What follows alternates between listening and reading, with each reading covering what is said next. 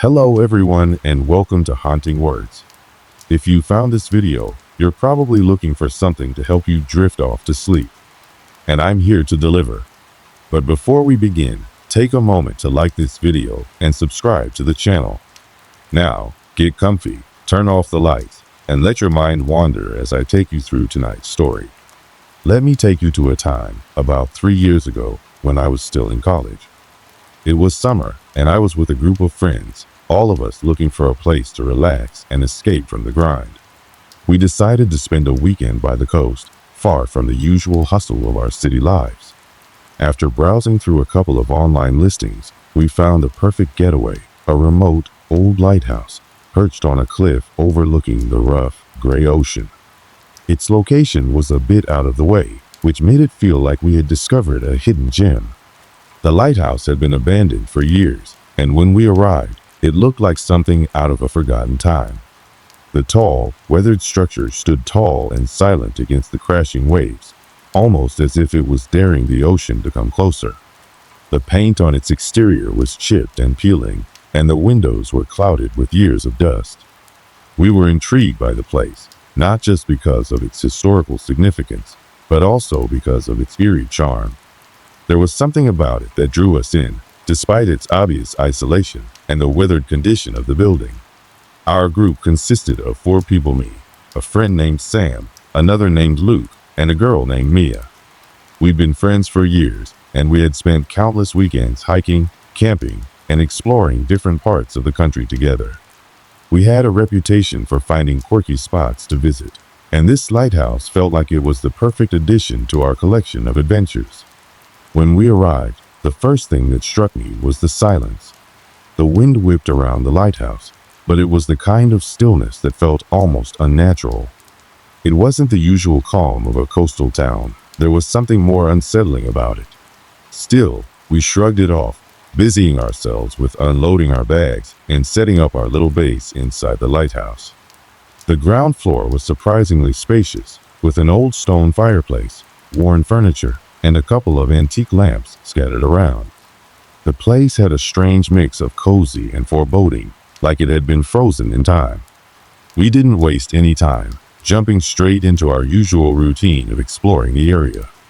Mia immediately ran up the winding staircase to the top of the lighthouse to get a better view of the surroundings, while Sam and Luke grabbed their cameras and started taking pictures.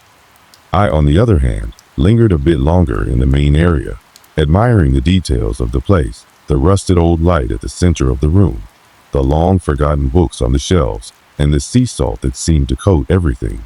In the room, there was something undeniably captivating about the lighthouse, but I couldn't shake the feeling that it had secrets to tell. We spent the next few hours poking around the surrounding cliffs and walking along the beach. The area around the lighthouse was wild and unkempt, the ocean waves crashing against the jagged rocks below. The air smelled of salt water, and the sound of the waves seemed to drown out any other noise. It was the kind of place where you could get lost in thought, just staring out at the endless horizon. By the time the sun began to set, the atmosphere had changed. The golden light of the day gave way to a gray twilight, and the once inviting lighthouse now seemed more distant, almost imposing. We sat around the fireplace, talking and laughing about old memories, but the conversation seemed to shift as the darkness outside thickened. The lighthouse, once a picturesque retreat, started to feel like it was watching us, its crumbling walls looming over our group. It wasn't something we said aloud, but we all began to feel it, the presence of something that didn't belong. Maybe it was just the isolation, the strange history of the place, or the way the wind howled outside, but something wasn't right. I remember looking out of one of the windows and seeing the lighthouse light, though it hadn't been operational in years, flicker faintly.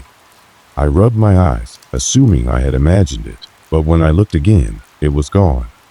I tried to brush it off, telling myself it was just the wind, but deep down, a chill crept into my bones. Dinner was a quiet affair, everyone lost in their own thoughts as the darkness outside grew thicker. We hadn't made any plans for the night, but I could sense that none of us were eager to go to bed. The thought of being alone in our rooms, with the silence of the lighthouse pressing in from every side, felt suffocating. The night was still, with only the occasional crash of waves against the rocks below to break the silence. I remember how cold the air had become, the kind of cold that creeps into your bones and refuses to leave. We had gathered around the fireplace after dinner, trying to enjoy the warmth it offered, but the flickering shadows on the walls seemed to grow longer and more ominous with each passing minute. It wasn't the usual comfort you'd expect from a cozy gathering in front of a fire. There was a palpable tension in the air that none of us could quite shake. We started to notice the small things at first. Little sounds, movements out of the corner of our eyes, things that didn't quite make sense. At first, we brushed it off as the usual noises of an old building settling. After all, the lighthouse had been abandoned for years, and it was only natural for it to creak and groan as the wind rattled its walls. But even as we tried to ignore the oddities, there was something that kept gnawing at me. Something about the way the shadows seemed to move on their own, or how the air felt heavier as the night went on. Sam was the first to voice it, though. He had been fiddling with his camera, trying to capture the atmosphere of the lighthouse, when he suddenly froze. He looked up, his face pale, his lips pressed into a tight line. "Did you hear that?" he asked, his voice low but sharp, like he didn't want to believe what he had just heard. Mia and Luke looked up from their conversation, the sounds of the wind outside cutting through the silence. At first, no one said anything. We all listened, trying to figure out if it was just the wind playing tricks on us. But then, there it was again. A soft, unmistakable tapping sound coming from somewhere upstairs. It was faint but distinct, like someone was gently tapping on the walls or the floor above us. "Probably just the wind," Luke said, his voice steady. He was always the one to dismiss things quickly, to reassure everyone that there was nothing to worry about. But even he sounded a little unsure now. Sam wasn't convinced. He stood up from his seat by the fire and walked toward the staircase that led to the higher levels of the lighthouse. He looked back at us, his expression serious. "I'm going to check it out. It's probably just some rats or something," he muttered, though there was no hiding the slight tremor in his voice. I watched him disappear up the staircase, and for a moment, the only sound in the room was the crackling of the fire. Mia, Luke, and I exchanged glances, each of us trying to make sense of the strange noise. The wind, we thought. Maybe the structure of the lighthouse was just making some strange sounds. It wasn't impossible, right? But then it happened again. This time, the sound wasn't just tapping. It was a faint scraping noise, like something or someone was dragging across the floor above us. It was so unnerving that it sent a shiver down my spine. Mia looked at me, her brow furrowed in concern. I could see her trying to reason it away, but even she couldn't shake the unease that had settled into the room. "I don't like this," Mia said quietly, her voice trembling slightly. "Maybe we should just leave." Luke shook his head. "It's probably nothing. Sam's up there, so if there's something weird going on, he'll figure it out." But I wasn't so sure. Something about the sound seemed too deliberate, too purposeful. It wasn't like the usual creaks of an old house. No, this was different. And now, it wasn't just the sounds that were unsettling me. The air felt thick, as if something was pressing in on us from all sides. I couldn't explain it, but the very atmosphere of the room felt charged, as though something unseen was watching us. Sam came back downstairs shortly after, his face pale. He didn't say anything at first. He just stood there, looking at us, as if he were trying to make sense of what had just happened. His eyes were wide, and there was a tension in his posture that hadn't been there before. "I didn't find anything," he said after a moment, his voice strained. But the door to the old tower room was open. I swear it wasn't like that before. My heart skipped a beat.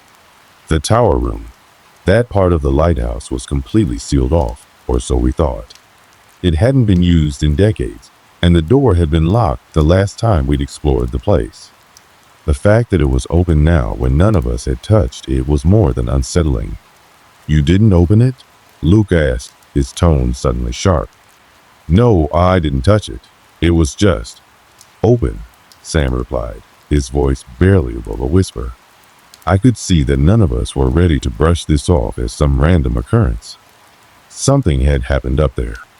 And as much as we wanted to laugh it off and say it was just the wind or our imagination, none of us could shake the feeling that something was wrong. Something had changed. We sat there in the dim light of the fire, all of us too on edge to speak, the silence around us thickening with each passing moment. The temperature in the room had dropped, and I could see my breath forming faint clouds in the air. The fire, which had been roaring only moments ago, seemed to be struggling against the chill. After a long stretch of silence, Mia stood up, her face determined.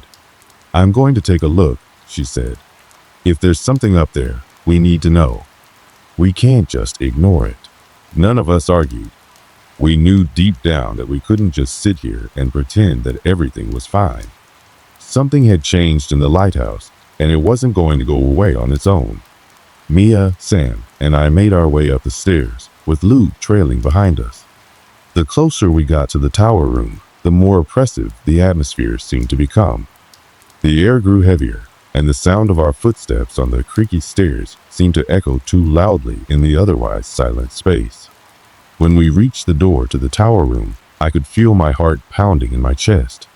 The door, though partially open, wasn't wide enough for us to see inside. Mia pushed it open slowly, and as the door creaked on its hinges, we were met with the sight of darkness. The room beyond was empty, its walls lined with old equipment and cobwebs, but the air inside felt wrong. There was a tension that clung to the air, as if something had just been disturbed. I don't know why, but I took a step into the room. It wasn't logical, and it wasn't safe, but something pulled me forward. As soon as I crossed the threshold, I felt it a sudden shift, as if the entire room had exhaled, and I wasn't alone anymore. I turned around quickly, expecting to see one of my friends behind me, but I was alone in the room. And that's when I saw it. A faint shadow, flickering in the corner of my vision. It wasn't like a normal shadow or it didn't belong. It moved in a way that was far too deliberate, far too unnatural. My breath caught in my throat, and I couldn't move. The shadow shifted again, and I could feel something cold brush against my skin. I didn't have time to process what was happening before I heard Mia's voice, sharp with fear, behind me. "Get out of there now." We ran. All of us. We didn't speak as we bolted down the stairs, the door slamming shut behind us with a force that left our ears ringing. We didn't look back. We couldn't. The lighthouse was silent once more, but this time the silence felt heavier than ever before. Something had changed, and we knew that we weren't alone anymore. The air in the lighthouse had become thick with tension, a palpable presence that weighed heavily on my chest. The events of the past night had left us all shaken, but none of us were willing to acknowledge just how deeply disturbed we had become. We tried to go about our day as if nothing had happened, but the atmosphere was impossible to ignore. The small noises, the strange feelings that crept into our thoughts each passing hour seemed to bring something new, something that we couldn't explain. It started with the footsteps. At first, they were faint, almost imperceptible, but they were there. We would hear them in the early morning hours, when the rest of the world was still asleep. The sound of slow, deliberate footsteps echoing through the empty halls of the lighthouse. I remember waking up one night, my heart pounding in my chest, thinking that someone had come in during the night. But when I checked, there was no one there. Just the silence, broken only by the sound of the wind howling outside. But it wasn't just the footsteps. There was something else. A feeling, as if we were being watched. I would catch glimpses of shadows moving in my peripheral vision, always too quick to focus on. It was like someone or something was just out of sight, always waiting, always watching. I tried to shake it off, but the feeling gnawed at me, growing stronger with each passing day. Sam seemed to feel it too. He was the most practical of us, the one who dismissed the strange occurrences as just the quirks of an old building. But even he couldn't explain the sudden cold spots that would appear throughout the lighthouse. One moment, the room would feel warm, and the next, a chill would settle in, as though a cold draft had blown through the walls. It wasn't the kind of chill you'd get from a draft. No, this was different. It was the kind of cold that made your skin crawl, the kind of cold that seeped into your bones and stayed there. I remember one evening, we were sitting around the table, trying to have a normal dinner. The air had grown thick with the weight of unspoken words. None of us had been able to sleep well since the incident in the tower room, and the silence between us was deafening. Then, without warning, the table began to shake. Not a tremor or a jolt, but a steady, rhythmic movement, as if something heavy was resting on it. At first, we all froze. Sam was the first to speak, his voice low and tight. "Did anyone else feel that?" he asked, looking around at the rest of us. His face was pale, his eyes wide with uncertainty. None of us had touched the table. We had all been sitting still, staring at each other, trying to make sense of the strange noises that had become a constant presence in the lighthouse. But now, the table was moving, slowly but surely. I watched as the silverware on the table rattled, the sound sharp and jarring in the otherwise silent room. The air had grown colder still, and I could see my breath fogging in front of me. "I don't know what's going on," Mia whispered, her voice shaking. "But I don't like it." None of us did. It was becoming clear that something was wrong, something beyond our understanding. And it wasn't just the table that had started to move. We began to hear other noises scratching, dragging, and the unmistakable sound of something heavy being dragged across the floor. But when we would investigate, there would be nothing there. The rooms would be empty, and yet the sounds continued. One night, I couldn't take it anymore. I had to know what was happening, had to understand what we were dealing with. The unknown was more terrifying than anything I had ever encountered, and the longer we stayed in the lighthouse, the stronger the feeling of dread became. I wasn't the only one who felt this way. Sam, too, had started to look into the history of the lighthouse, digging through old records and books in the hope of finding some clue as to why this was happening. We had all heard the stories about the place, the tales of the old lighthouse keeper who had disappeared without a trace, the strange disappearances of other visitors over the years. But those were just stories, weren't they? Except they didn't feel like stories anymore. They felt like warnings. We gathered in the living room one evening, our faces illuminated by the dim light of a single lamp. Sam had a stack of old papers in front of him, each one more worn and yellowed than the last. His eyes were fixed on a particular piece of paper, a letter that had been addressed to the lighthouse keeper from the early 1900s. The handwriting was shaky, difficult to read, but the words were clear enough. "The whispers never cease. The shadows grow longer, and the lighthouse is no longer a safe place. The old one is angry, restless. He walks the halls at night, searching for something. I fear it is only a matter of time before he finds me." Sam's voice trembled slightly as he read the letter aloud. The room grew colder, and I could feel the hairs on the back of my neck standing on end. There was something about the letter that sent a shiver through my spine. The old one. Was that what we were dealing with? Was the lighthouse keeper the source of the strange happenings?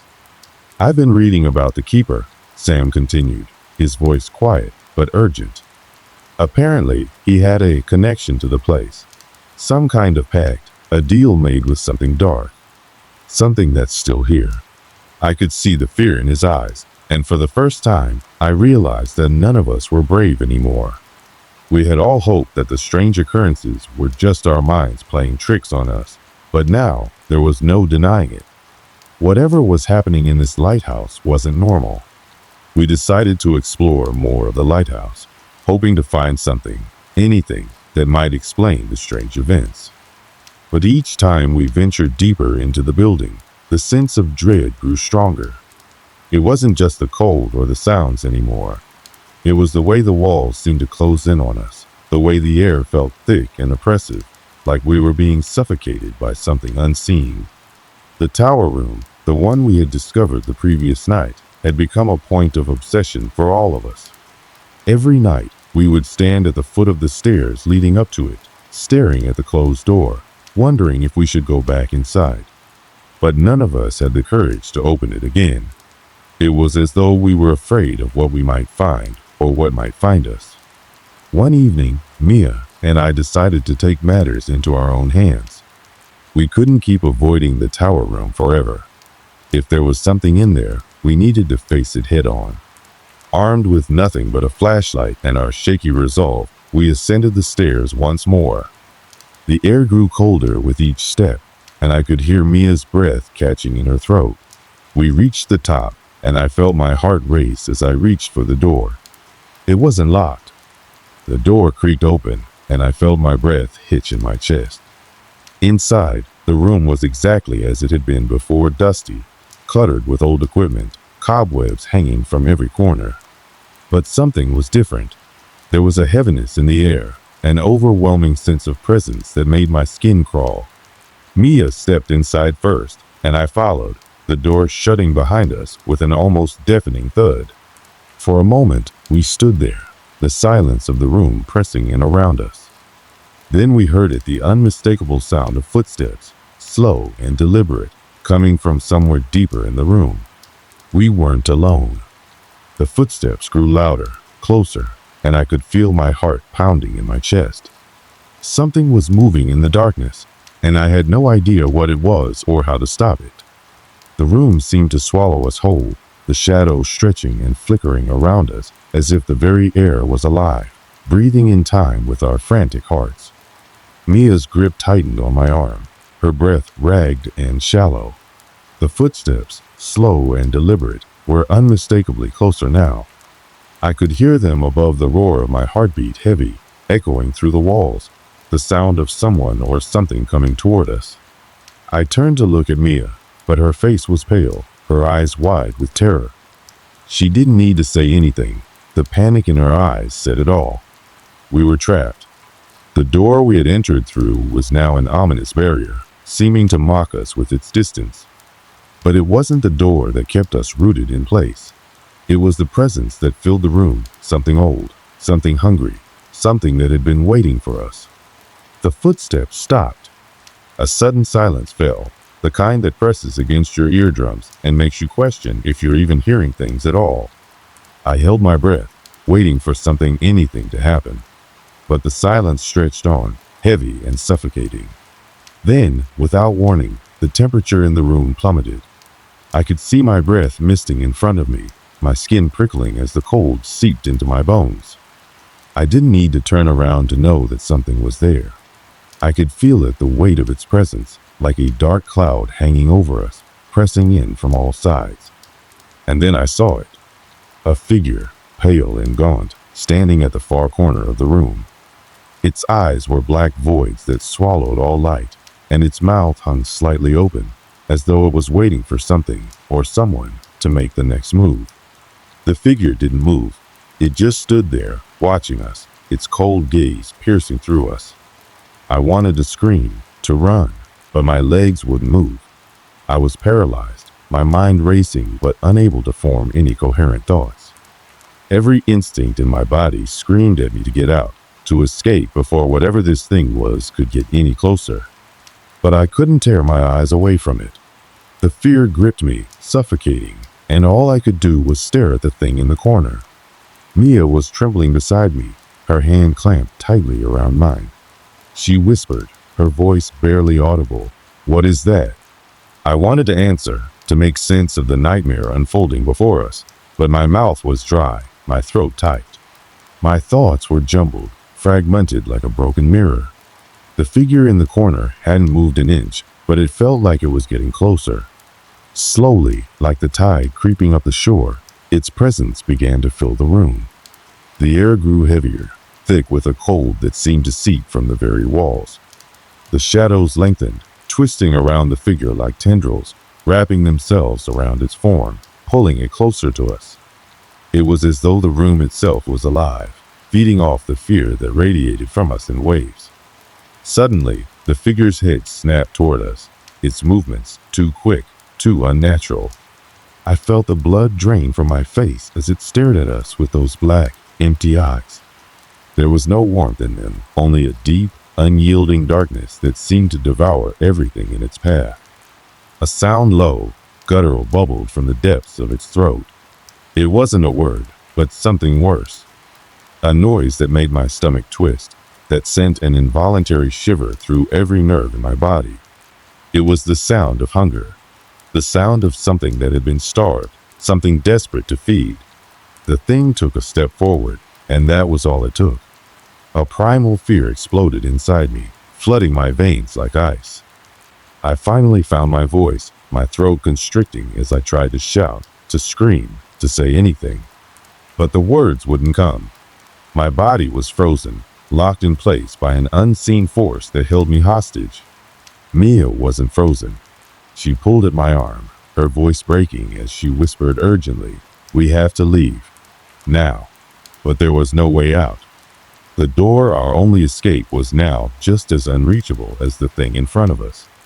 I turned toward it, desperation clawing at my chest, but the room seemed to stretch farther away.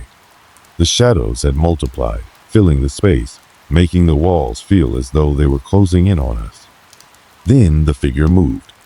It was quick, too quick, and it seemed to slide across the floor rather than walk. I barely had time to react before it was upon us. The air grew thicker, heavier, and I felt the weight of its presence pressing down on me, suffocating me. I couldn't breathe, couldn't think, couldn't move. All I could do was watch as it drew nearer, its eyes never leaving mine. In that moment, everything seemed to blur together, the fear, the cold, the overwhelming sense that we were no longer in control of our own fate. The creature's outstretched hand reached toward us, its fingers elongated and pale, like the claws of some ancient beast. My heart was pounding in my ears, the sound deafening, drowning out everything else. And then, just as I thought it would reach me, everything stopped. The figure froze, its hand inches from my face, and for a split second there was silence. A strange stillness hung in the air, and I could feel the weight of time stretching between each passing second. I was too terrified to move, to speak, to even breathe. Then came the voice. It wasn't a sound that came from the figure itself. No, this was something different. A voice that echoed in my mind, a voice that wasn't human. It was low, raspy, ancient, and it seemed to come from everywhere at once. "Leave," it said, the word vibrating in my skull. "Leave, before it's too late." The voice lingered in my head, the warning hanging there, heavy with the promise of something worse to come if we didn't heed it. The figure, no longer a mere shadow, stepped back, slowly retreating into the corner, its form fading as if it had never been there to begin with. But it wasn't gone. No, the presence remained, thick in the air, its dark energy still pressing in on us. And then, as quickly as it had appeared, the room was silent again. The cold dissipated, and the oppressive weight lifted, but the fear that had taken root in my chest remained. I couldn't look at Mia, couldn't speak. The only thing I could do was stumble backward, my legs unsteady, my mind racing to make sense of what had just happened. I wanted to run. I wanted to leave the lighthouse, to escape the thing that had been waiting for us. But I knew that it wasn't over. The creature, whatever it was, wasn't finished with us. Not yet. And in that moment, I realized something terrifying. We had only just begun to understand the true nature of the darkness that haunted the lighthouse. It wasn't just the figure in the corner. It was something far older, far more dangerous, something that had been waiting in the shadows for centuries. We didn't know what to do. The fear that had held us captive in that room still clung to us, refusing to let go. Mia was trembling beside me, her breathing shallow, but neither of us could speak. The weight of the last few moments hung over us like a thick fog, blurring our thoughts. What had we just witnessed? Was it real? Or had we both imagined it? I took a slow step toward the door, my legs unsteady as I felt the cold air rush against my skin. It was as though the temperature had dropped even further, and the silence that followed the encounter seemed to scream at me, making it harder to think. Every instinct screamed for me to get out, to run as far away from the lighthouse as possible. I turned to Mia. She was staring at the corner of the room where the figure had stood moments before, her face pale, her eyes wide with a terror I had never seen in her before. "We have to go," I whispered, my voice sounding foreign to my own ears. I knew I had to act. If I didn't get her out of there, something worse might happen. I took another step forward, my breath fogging in the air, and reached out for her arm. Her skin was cold to the touch, colder than I had ever felt it. She flinched when I touched her, but she didn't pull away. She just stared at me, her lips trembling. "We can't stay here," I said, my voice breaking, the urgency clear in my tone. "Whatever that was, it's not gone. We need to leave now." Slowly, almost mechanically, Mia nodded. But there was a deep, unspoken fear in her eyes that told me she wasn't just afraid of the figure we had seen. There was something more, a lingering dread that she couldn't shake. As we reached the door, I turned the handle with a shaky hand. It creaked, as if reluctant to open, but finally, it gave way. The moment the door swung open, a gust of wind rushed past us, colder than any wind I had ever felt. It hit my face like a slap, and for a moment, I thought I might lose my footing. But we both stepped out into the night, and the door slammed shut behind us, as though it was trapping whatever was inside. We stood in the cold, the wind whipping around us, but the oppressive atmosphere seemed to lift. The air felt lighter, easier to breathe, but the lingering fear in my chest refused to dissipate. We hadn't solved anything. We had only escaped. And even as I stood there, trying to gather my thoughts, I couldn't shake the feeling that whatever was at that lighthouse had followed us. "I don't think it's over," Mia said, her voice barely above a whisper. I looked at her, my heart pounding in my chest. "What do you mean?" She didn't answer at first. Instead, she stared out at the dark ocean, her eyes distant. "I don't know. It's just a feeling, like it's still watching us." The wind howled around us, but her words made everything feel still, silent, as though time had frozen for just a moment. I didn't want to believe her. I wanted to tell her she was just shaken up, that we had made it out and it was over. But deep down, I knew she was right. Even though we had walked out of the lighthouse, part of it had followed us. I could feel it. The cold that had gripped us in that room was still with me, lingering on my skin, creeping under my clothes, settling deep into my bones. We didn't speak for the rest of the night. The drive back to town was quiet, both of us lost in our thoughts. Mia kept her gaze out the window, her face pale and drawn. I kept my eyes on the road, but my mind kept drifting back to that moment in the lighthouse. To the figure, to the voice, to the cold. I wanted to forget. I wanted to convince myself it was all just a trick of the mind. But deep down, I knew that whatever had been in that lighthouse wasn't just a figment of our imagination. When we finally arrived at the hotel, I parked the car but didn't move. The headlights illuminated the empty road ahead, but the darkness surrounding us felt different. The silence seemed to press down on us in a way that felt wrong, like we were being watched. It was as if the lighthouse was still there, just beyond the horizon, its presence hanging over us. Mia looked at me. "Do you think it'll follow us back to the hotel?" I didn't know how to answer that. I didn't know if the thing at the lighthouse could follow us, or if it was just the weight of the experience that had us both so shaken. But I knew one thing for sure. We couldn't just go back to our lives like nothing had happened. Something had changed. Something had shifted, and no matter how much we wanted to forget, we couldn't. "I don't know," I replied, my voice tight. "But we have to be careful." We went inside, and I locked the door behind us, trying to convince myself that everything would be okay. But sleep didn't come easy. Every sound outside, every creak of the building, made my heart race. I couldn't shake the feeling that we weren't alone, that the lighthouse wasn't finished with us. The next morning, we left as soon as the sun rose, eager to put the whole experience behind us.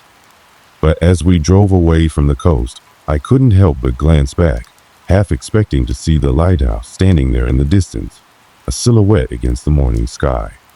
At first, everything seemed normal. Mia and I returned to our respective lives, she with her work, and I back to the routine I had once known. The nights were still and the days were long, but there was an undeniable difference. The world had lost some of its color. Every shadow seemed a little too deep, every corner just a bit too dark.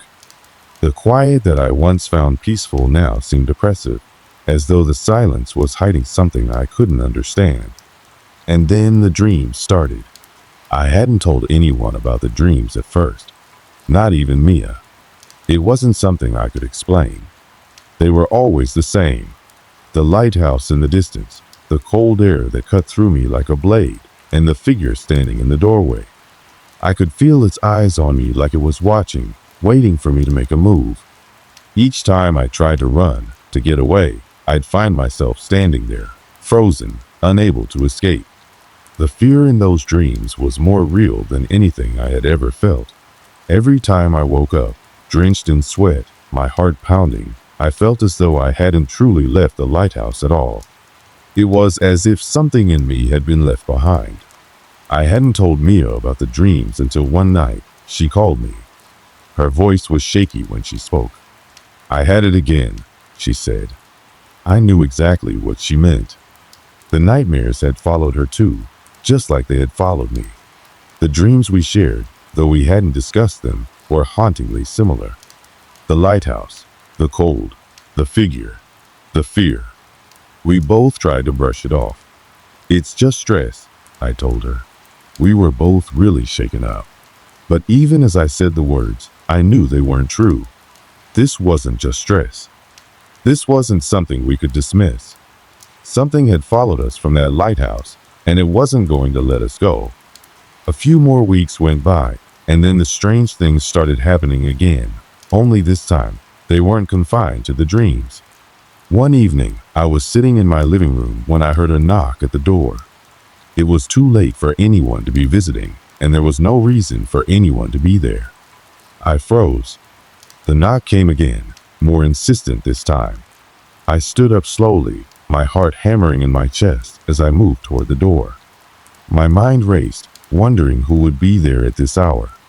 Was it someone I knew, or had the past few weeks, those memories of the lighthouse, finally caught up with me?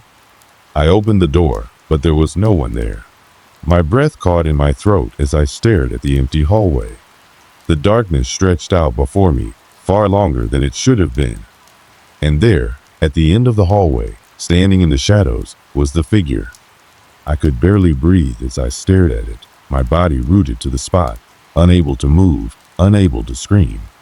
It was the same figure I had seen in the lighthouse, its silhouette indistinct, but undeniably there. A rush of cold swept through me, and for the briefest moment, I could feel that same suffocating dread that had overtaken me in the lighthouse. Then, just as quickly as it had appeared, it vanished. I stumbled backward, heart racing, my mind trying to make sense of what had just happened. Had I seen it? Or was I just losing my grip on reality? But that wasn't the only time.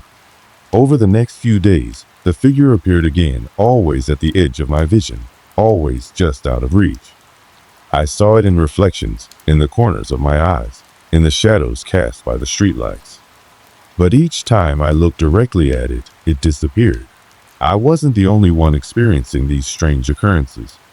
Mia started to tell me that she'd seen the figure too. It would appear at the edge of her vision, in the background of everyday scenes. At work, on the train, in the parking lot. It was never far away, never fully gone. We had never discussed these things aloud, but somehow we both knew that we weren't imagining it. We weren't alone anymore. I started to wonder if this was the price we had paid for disturbing something we didn't understand. We had wanted to uncover the truth, to find out what was really happening at that lighthouse. But in doing so, we had uncovered a darkness that we weren't prepared for. It wasn't over, it was only beginning. The strange events and sightings continued for months. We could no longer tell if the figure was real or a product of our fear. Every shadow seemed to have a form. Every movement felt like it was being watched. There were moments when I thought I could feel its presence, right behind me, in the room with me, a sensation that crawled under my skin and never fully left. But the strangest part of it all was the silence. It wasn't a loud, overt haunting. It was quiet, persistent, like a shadow in the corner of your mind, constantly tugging at you. Mia and I never spoke of the lighthouse again, not directly anyway.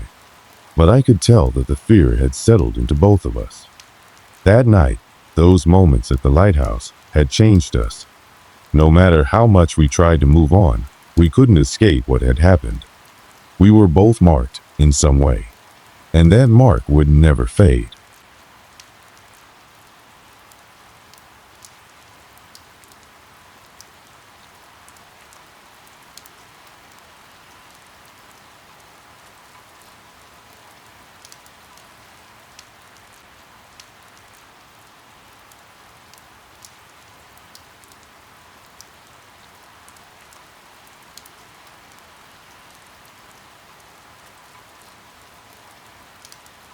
It was a weekend like any other when my friends and I decided to check out that old, abandoned park on the outskirts of town.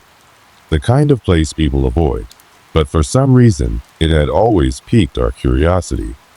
We had all heard the stories, most of them coming from friends of friends, people who'd gone there and come back with strange tales. But none of us really believed in any of that. I mean, it's just an old park, right? Nothing to fear. Just some rusting swings and broken down slides. And yet, there was something about the place that made it feel different. The group of us consisted of 4. Me, Derek, Hannah, and Tom. We'd known each other since high school and had been inseparable ever since. Our weekends were often spent in the most random of ways, finding old places to explore, hiking trails no one ever talked about, or just hanging out in the city. Nothing too crazy. We like to think of ourselves as adventure seekers, but nothing that would ever cross the line into danger. We weren't those types to mess with anything too creepy or unnerving. That was until this park came into the picture. I remember the first time I heard about it. Derek mentioned it one night while we were sitting at the local diner, eating way too much greasy food and talking about nothing. He had heard about it from a friend who worked as a groundskeeper for the city. Apparently, there was an old park just outside town, forgotten by most, where the equipment had been left to rot and the trees had overgrown into an untamable mess. The kind of place you'd expect kids to steer clear of, but some still ventured there, curious and brave enough to see what was left.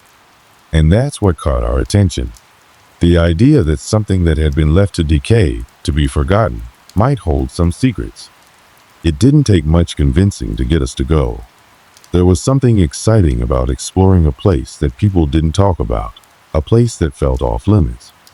We packed up a bag of snacks, grabbed our water bottles, and piled into my old truck, ready for what would, in hindsight, turn out to be anything but a typical Saturday outing. As we made our way out of town, the landscape grew quieter. The city sounds faded, and soon, all we could hear were the tires crunching on the dirt roads leading us further from the town. At first, it seemed like the same scenery we'd seen 100 times before: fields of tall grass, stretches of empty land, and occasional abandoned houses that hadn't seen a tenant in decades. But as we neared the park, something started to feel off. The road we were on had once been paved, but now it was cracked and overrun with weeds, making it feel less like a road and more like a forgotten path leading into nowhere. "Are we sure about this?"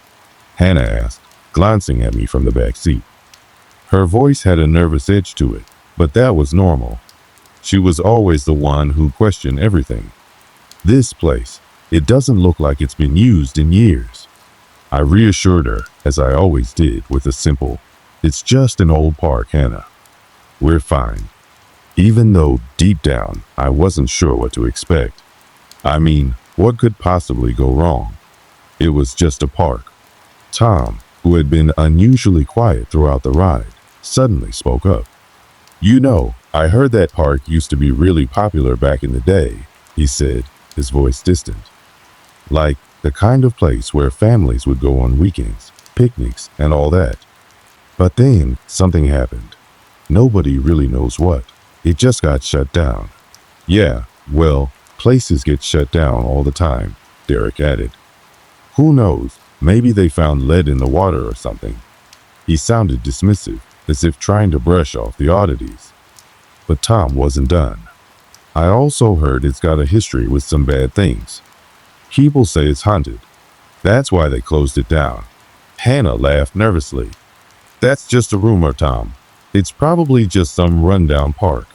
As we continued down the overgrown road, it became clear that we were nearing the park. The trees began to crowd the edges of the road, their limbs reaching out like dark fingers, casting long shadows on the path.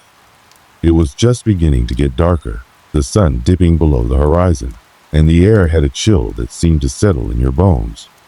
I could feel the tension building in the car, but I tried to keep it light. Finally, the park came into view. At first, it seemed like just another decaying, forgotten place, but as we got closer, I noticed something that made my stomach churn. There was a fence surrounding the entire area, but parts of it were bent and broken, leaving gaps in the wire. The gates themselves were rusted shut, but you could still make out the faint outlines of where the original entrance used to be. Here we are, I said, my voice sounding quieter than I meant it to. The infamous park. We parked the truck in a small clearing just outside the fence. The ground was uneven, and it seemed like nobody had been here for years. I was about to get out when I glanced at the others. They were all staring at the park with mixed expressions, curiosity, hesitation, and maybe a bit of fear. For a moment, none of us moved. What do you think? Derek finally asked, breaking the silence. I don't know, man, I replied. Let's just check it out. We're already here. With that, we gathered our bags and made our way toward the entrance. The trees above swayed in the wind, and the sound of rustling leaves filled the silence. The park was eerily quiet. There were no sounds of birds or animals, just the distant hum of the wind. The deeper we ventured inside, the more it felt like we were stepping into another world, one that had been forgotten by time. And even though I had no reason to feel it at the time, a small voice in the back of my mind began to whisper that maybe, just maybe, we were making a mistake. But I didn't listen to that voice. None of us did. We continued forward, our feet crunching on the dry, cracked ground, heading deeper into the unknown. We stepped into the park, the faded yellow paint on the old swings barely visible through the dense underbrush. It felt like we were walking through a ghost town, the remnants of a place that had once been full of life, now overrun by nature.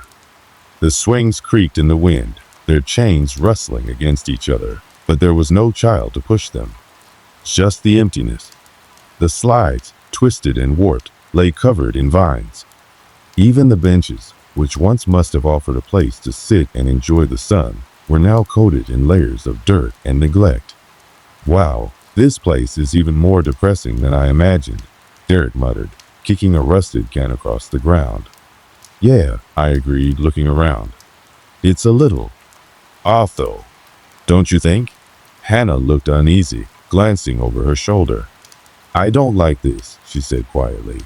Something about the air here feels thick, like it's not just the overgrowth. Tom, who had been uncharacteristically quiet, stopped in his tracks. Did you guys hear that? We all froze. At first, it seemed like nothing, just the usual wind rustling the trees. But then I heard it too. A faint sound, almost like a whispering, far off in the distance. It was hard to pinpoint where it was coming from. The sound was low, almost inaudible, like someone was talking just out of earshot. Huh? Derek scoffed. Probably just the wind. I wasn't so sure. I could feel my skin prickle, an odd sensation creeping over me. There was something unnerving about the way the park seemed to hold on to its silence, only broken by that faint, unsettling noise. Let's keep moving, I said, trying to shake off the feeling. We continued to walk deeper into the park, our footsteps growing louder on the dry ground. The further we went, the thicker the trees became, casting longer shadows. The air had a damp, earthy smell, as if the park had been trapped in its own decay for far too long. Then I saw it. A figure. It wasn't very clear at first, just a shape standing near one of the old play structures. At first, I thought it was another person, but the figure didn't move. It was just standing there, almost perfectly still, like it was waiting for us.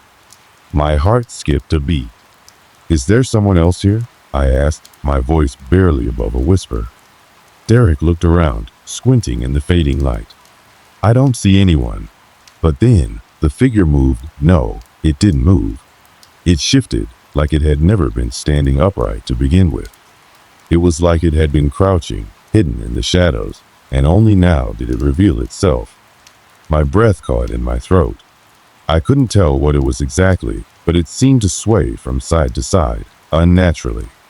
Okay, I'm getting weird vibes, Tom said, his voice unusually shaky. Let's just go back. Hannah took a step back, her eyes wide. No, we should check it out. We came all the way here. We might as well see what's going on. We continued walking, the sounds of the figure shifting haunting us. The closer we got, the more it seemed to fade in and out. It wasn't just that the light was fading, it was like it was distorting, warping in a way that made my stomach twist. It looked like a person at first, but the shape wasn't quite right. The features were indistinct, like a shadow trying to form into something real, but never quite succeeding. I felt the hair on the back of my neck stand up as we neared the structure. My pulse quickened. Guys, do you see that? I said, pointing at the figure now standing by the slide. They all stopped. Yeah, Derek muttered. I see it. The figure didn't move. It just stood there, like it was waiting for us to approach. Should we go closer? Hannah asked, her voice tinged with fear. Before anyone could answer, there was a sound from behind us, something rustling in the bushes. It was a harsh, frantic noise, like something was moving through the undergrowth. We all spun around, but when we looked, there was nothing there.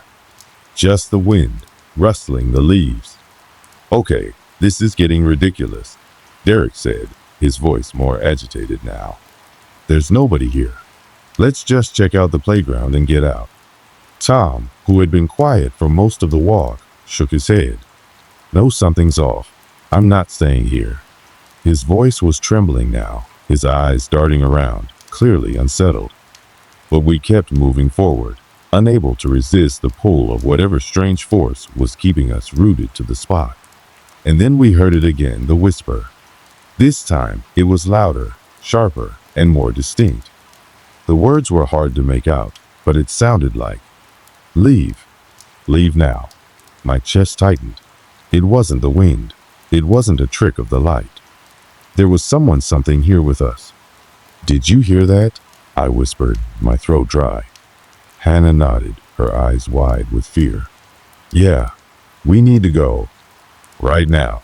But before any of us could react, the figure by the slide moved again. This time, it wasn't swaying.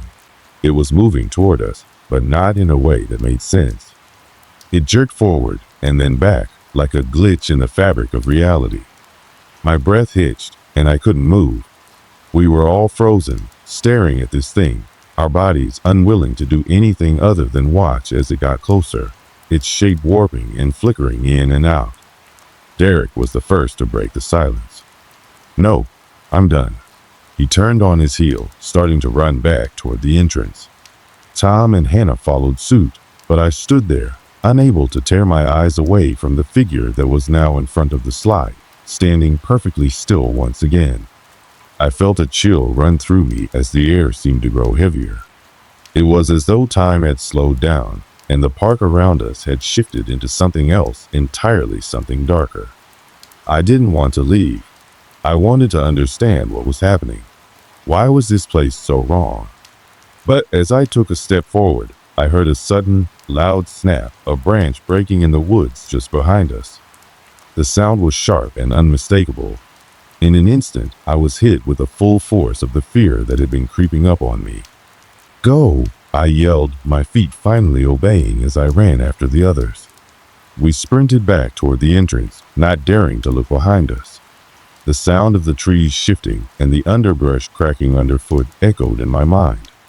By the time we reached the truck, we were all breathless, eyes wide, and hearts pounding. The park behind us was silent again, but none of us said a word. We all knew something had happened, something we couldn't explain. But whatever it was, I couldn't shake the feeling that we had narrowly escaped something. far worse than we'd imagined. The next few days were a blur of tension. We tried to shake off what happened at the park, but each of us knew deep down that it wasn't just in our heads. The air around us seemed heavier, thicker, as though it had absorbed the unease of that place and wasn't letting it go. I couldn't sleep properly.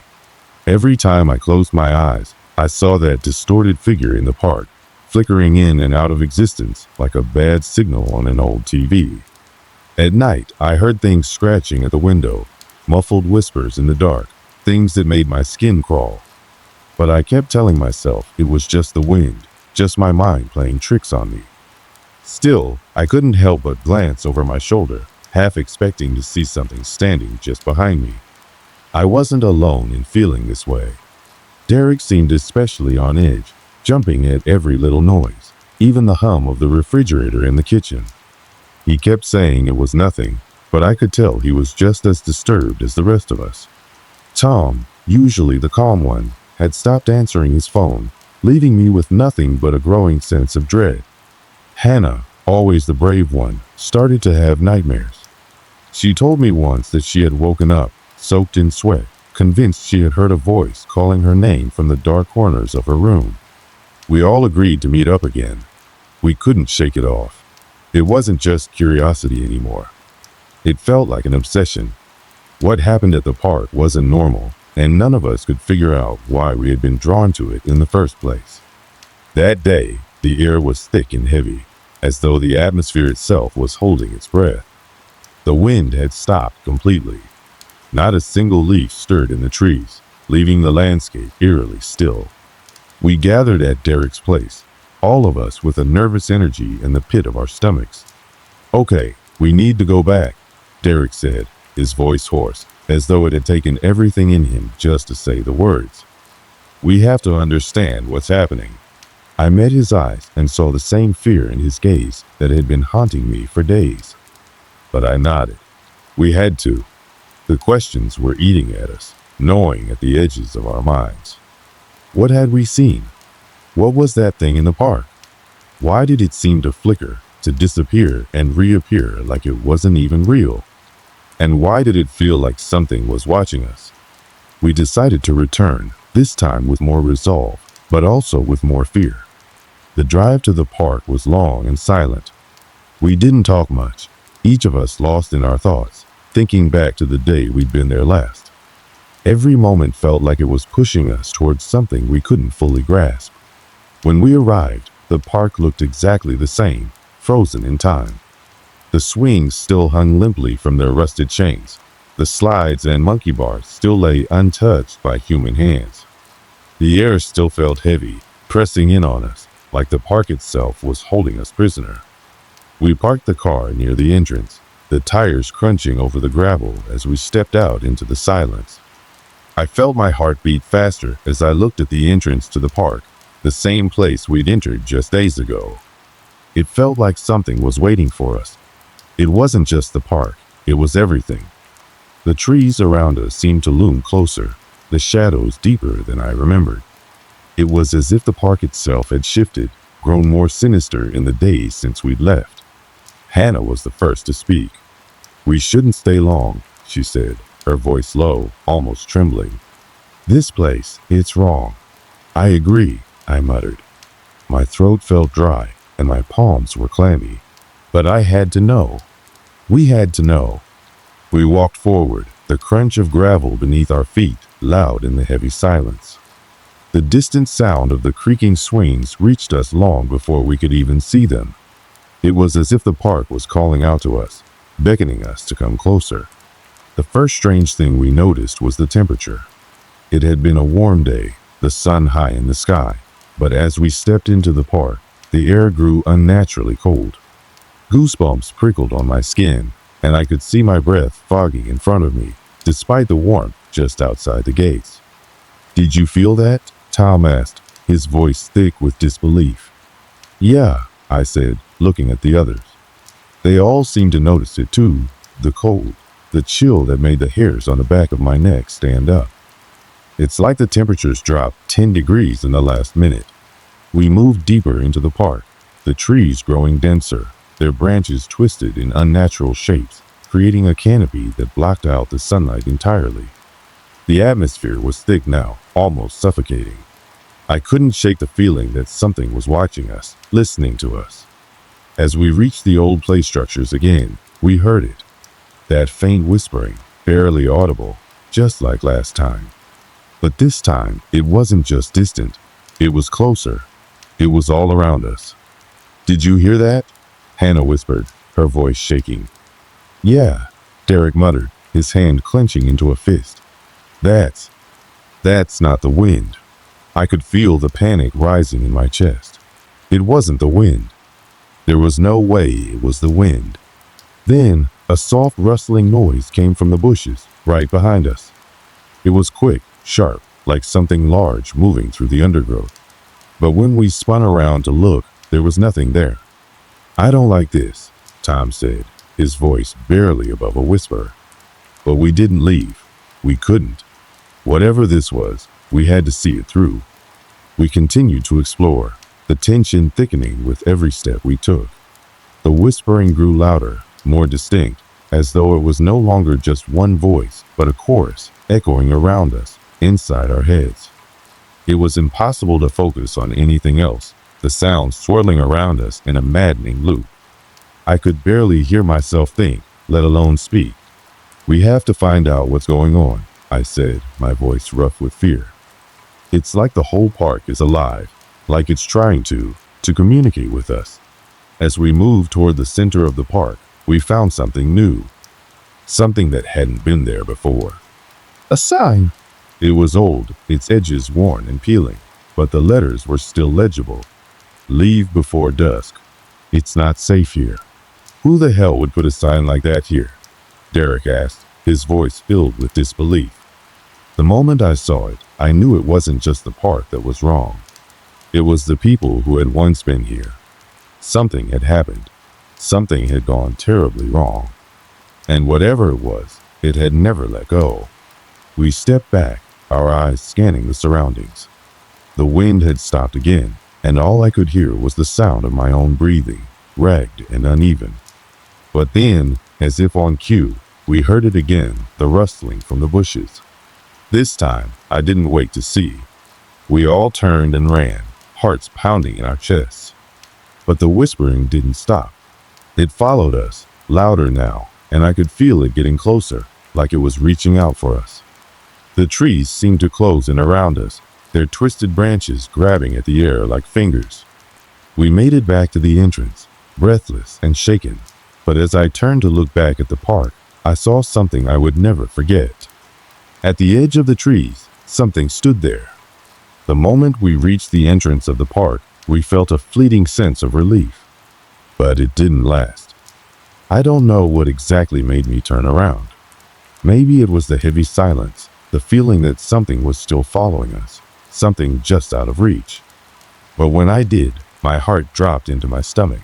There, at the very edge of the trees, standing just outside the park's boundary, was a figure.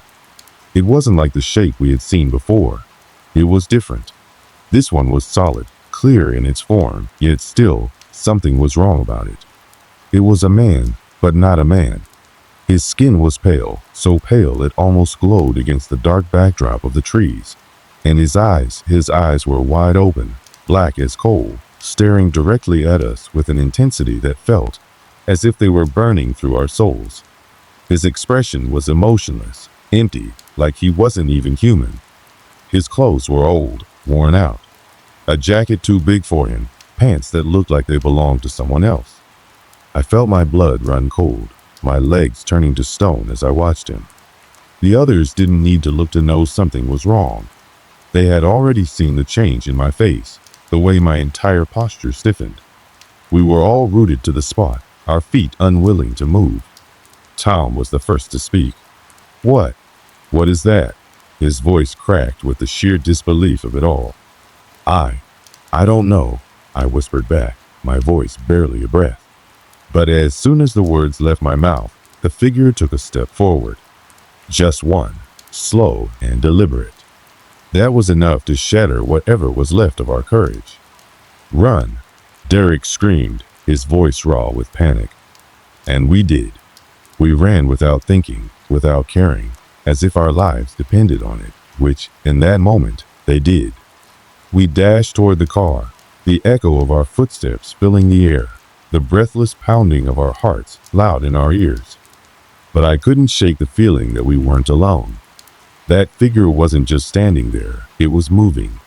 Slowly, relentlessly, keeping pace with us no matter how fast we ran. Every time I turned to look back, I saw it closer, but always just out of reach, as if it were teasing us, playing with our fear. The park behind us seemed to distort in the corner of my eye, the trees bending and twisting unnaturally, as if they were reaching for us. The air was thick with something oppressive, a force that felt alien, hostile. I couldn't breathe, couldn't think straight, my vision blurring with the terror that clouded my mind. We reached the car, but as I fumbled for the keys, I heard it. The voice. It wasn't loud or clear, but it was there. It came from deep within the park, a low, rumbling sound that seemed to rise from the earth itself. Leave, or stay forever. The words pierced through me, freezing me in place. They were impossible, incomprehensible, and yet they were unmistakable. It was the same voice I had heard before, that faint whisper that had filled the air around us. But now it was clearer, sharper, and it was directed at us. "Go!" Hannah shouted, her hand trembling as she yanked the door open, her face pale with terror. The car engine roared to life, but as soon as the wheels hit the gravel and we began to pull away, the figure appeared in the rearview mirror. It was standing at the park's edge, motionless, its black eyes staring right at us as we sped away. But that wasn't the worst part. As we drove further, the road in front of us seemed to stretch on forever, the horizon blurring and bending. The trees, the landscape, all of it warped in our rearview mirror. The park was still there. It never disappeared. It stayed, looming behind us, pulling us back. The lights of the city were nowhere to be seen, replaced by an unsettling darkness that made the night feel endless. We're still here," Derek said, his voice shaking. "It's not gone. The park, it's still there." I looked around frantically, but the streets had turned unfamiliar, twisted, as if the world itself had changed shape. I was suffocating, caught in a reality that didn't make sense anymore. I looked at the others, at their pale faces, their wide, terrified eyes, and I knew we were trapped. This wasn't just a haunted park. This was something far worse. I slammed the brakes. The car screeched to a halt, and we were all thrown forward, gasping for breath, sweat pouring down our faces. But when I looked around, the park was gone. There was no sign of it, no shadow in the distance. It should have been a relief, but it wasn't. Something had shifted. I could feel it.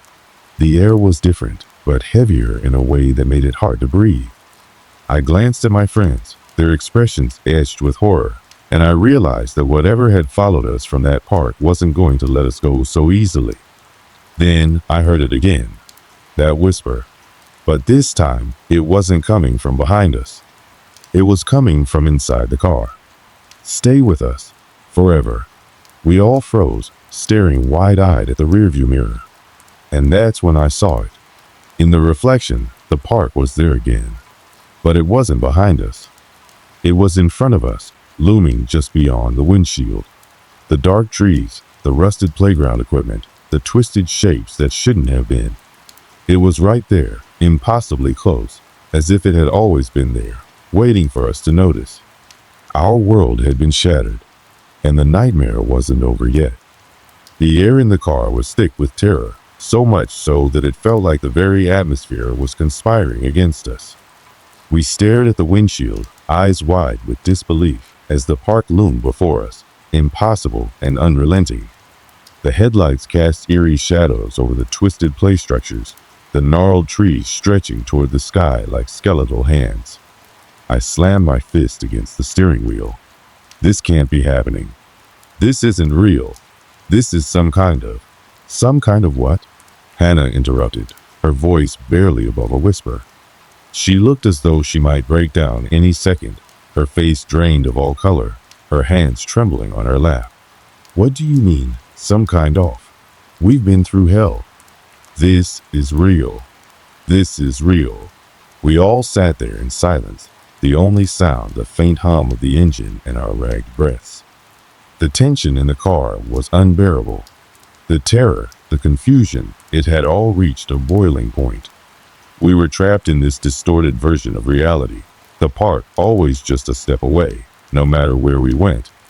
I turned the key, but the car wouldn't move. The engine sputtered, stalling. The lights flickered and then went out completely, plunging us into darkness. Great. Just great, Derek muttered under his breath. He reached for the door handle, but I grabbed his arm before he could open it. No, don't open the door, I snapped. We don't know what's out there. Tom, who had been silent for the longest time, finally spoke, his voice low and shaky. We need to get out of here. We need to find a way back to the road, to get to safety. His words hung in the air, and for a moment we all considered them. But how could we? There was no road, no escape. The park wasn't just some place in the distance anymore. It had consumed everything around us. It had invaded our reality. Every street, every turn we made, led us back to it. No matter how far we drove, it was always right there, just beyond the next corner, as if mocking us. We were in its grip, and it wasn't letting go. Suddenly, I felt the weight of it all. The pressure, the suffocating fear that had been growing inside me since we first set foot in the park. It had been slowly building, piece by piece, until it had become too much to bear. I turned to look at my friends. Their faces were mirrors of my own horror. We can't stay here, I said, my voice thick with desperation. We need to get out of the car. We need to run. We need to. The words died in my throat as the car door behind me opened. I didn't hear it at first. It was as if the sound was swallowed by the night. But when I turned to look, the cold breeze hit me in the face. The door was wide open, and standing there, right outside, was that figure again. The same man. The same hollow, empty eyes staring at us with unblinking intensity. His face was even paler now, almost ghostly, and his hands, those long, bony hands, hung at his sides. He didn't move. He just stood there, watching. I froze. I don't know what to do, Tom whispered. What is that? What does it want from us? I couldn't answer. I didn't know. The park had already taken so much from us. It had twisted our reality, our very sense of what was real. We were on the verge of losing everything. Maybe if we just get out of here, it'll stop, Derek suggested, but his voice didn't sound sure. There was no certainty in any of us now. We didn't know what we were dealing with. It was then that I realized that running wouldn't help. We had tried running already. We had tried to escape, but it had followed us. It was always with us. This wasn't something that could be outrun. This isn't something we can escape, I muttered. It's not just a place. It's not just a park. It's something else. The words hit me like a brick. I turned toward my friends, my mind racing. The park, the figure, it wasn't just haunting us. It was part of us now. We were tethered to it, connected in ways we couldn't understand. The figure didn't move, didn't react. It just stood there, watching. And I knew then that there was no running. We had to confront it, face whatever it was that had brought us here. Get out of the car, I said, my voice low but firm. We're not, Derek began, but I cut him off. Get out of the car. We're going to face it, together. Slowly, one by one, we stepped out. My legs felt like lead, but I forced myself to move. The cold air bit into my skin, and the ground beneath my feet felt uneven, like the earth itself was shifting. We stood there, just outside the car, facing the figure. I'm not afraid of you, I said, more to myself than to the figure. The figure remained silent, unmoving. Its black eyes locked onto mine, and I could feel something pulling at me, tugging at my very soul. It wanted us to be afraid. It wanted us to run. But we didn't. We're not going anywhere, I repeated, louder this time. And for the first time since we had set foot in that cursed park, something shifted. The figure took a step back, slowly, as if giving us space. It didn't vanish, didn't disappear, simply retreated into the darkness, out of sight. For a long moment, we all stood there in silence, unsure of what had just happened. Had we won? Had we made it through? Or was it just a temporary reprieve? I don't know how long we stood there, but eventually, the tension started to lift. We didn't say anything, just slowly began walking back toward the road, toward the distant lights of the city, which now felt like a beacon of safety. As we left the park behind, I tried to convince myself that it was over, that we had finally escaped whatever dark force had held us captive in that strange, twisted world. The city lights in the distance grew brighter as we walked, but even their glow felt cold, distant, as if they were just another layer of illusion. We made it to the outskirts of town. None of us said much as we walked, each of us lost in our own thoughts, still processing what we had just experienced. My mind raced, filled with flashes of images, the park, the figure, the eerie silence that had followed us. It felt like it had all been a nightmare, but deep down, I knew it wasn't. I knew what we had faced was real. We finally reached the main road, and the familiar hum of city life surrounded us once again. Cars passed by, their headlights cutting through the night, and the noise of distant conversations reached our ears. But none of it felt comforting. In fact, it only made the emptiness inside me grow deeper. The others were silent too. Their faces, though visibly relieved, still carried the weight of the experience. Hannah kept glancing over her shoulder, as if expecting to see the park, or that figure, looming in the distance. Tom and Derek walked with their heads down, their hands stuffed in their pockets, each of us burdened by the unspoken knowledge that we had all witnessed something we couldn't explain. We made it to a diner. It felt like the right place to stop, to gather ourselves, to talk about what had happened. But as we sat down at a booth, the waitress gave us a strange look before walking away. It was as if she didn't want to get too close, as if something about us unsettled her. "Coffee?" she asked, her voice tight, before quickly retreating. We nodded quietly, but as I looked around the diner, I couldn't help but feel out of place. The bright fluorescent lights buzzed overhead, casting harsh shadows over the cracked linoleum tiles. The chatter of other patrons felt distant and hollow, and I could almost hear the faint echo of something more sinister, something lurking just beyond the threshold of reality. "Do you think it's really over?" Derek's voice broke the silence, low and uncertain. I met his gaze. There was a quiet desperation in his eyes, a question that none of us had dared to ask until now. "I don't know," I said, my voice hoarse. It felt like it was, pulling us into something, like it was trying to trap us. Tom leaned back in his seat, crossing his arms. It was. Whatever that thing was, it was feeding off our fear. And it knew exactly how to manipulate us, how to make us question what was real and what wasn't. Hannah shuddered. "I just don't understand why. What does it want from us?" The question hung in the air, unanswered. We all stared at our mugs, lost in thought. It was as if no one had the words to explain what we had gone through. We had faced something in that park that wasn't just a haunting or some twisted reality. It was something far darker, something that had fed off of our fear, our uncertainty. And we had no idea why it had chosen us, or what its true intentions were. And then, as if on cue, the lights above us flickered. It was subtle at first, but then it became more pronounced, flickering on and off in an uneven rhythm. The sound of the fluorescent bulbs buzzing grew louder, and the air in the diner grew colder.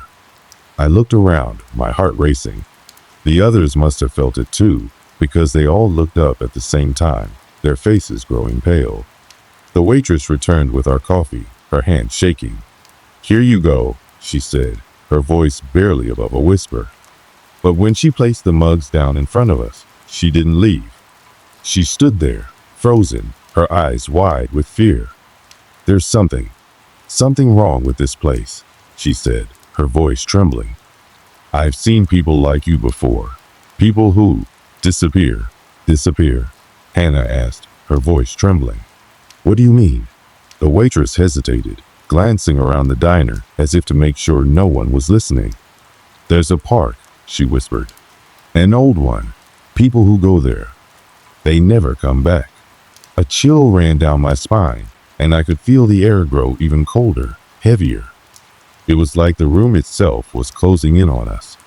"What park?" Tom asked, his voice barely a whisper. The waitress took a deep breath, her eyes glistening with fear. "The abandoned park," she said. "It's not on any maps anymore. They say it's haunted, and that anyone who gets too close, they're never the same again. People go in, but they don't come out. Not whole." My stomach turned. Could it be? Was this the same place we had just escaped from? It felt impossible. We had left it behind. We had to have left it behind. But then, as I looked into her eyes, I saw the same fear we had felt. The same terror that had gripped us when we first stepped into that park. We didn't say another word. We paid for our coffee in silence, left the diner without looking back. But as we stepped out into the cold night, there was a heaviness in the air, a weight that pressed down on us. The park wasn't gone. It was still out there, still waiting. And somehow I knew we hadn't truly escaped.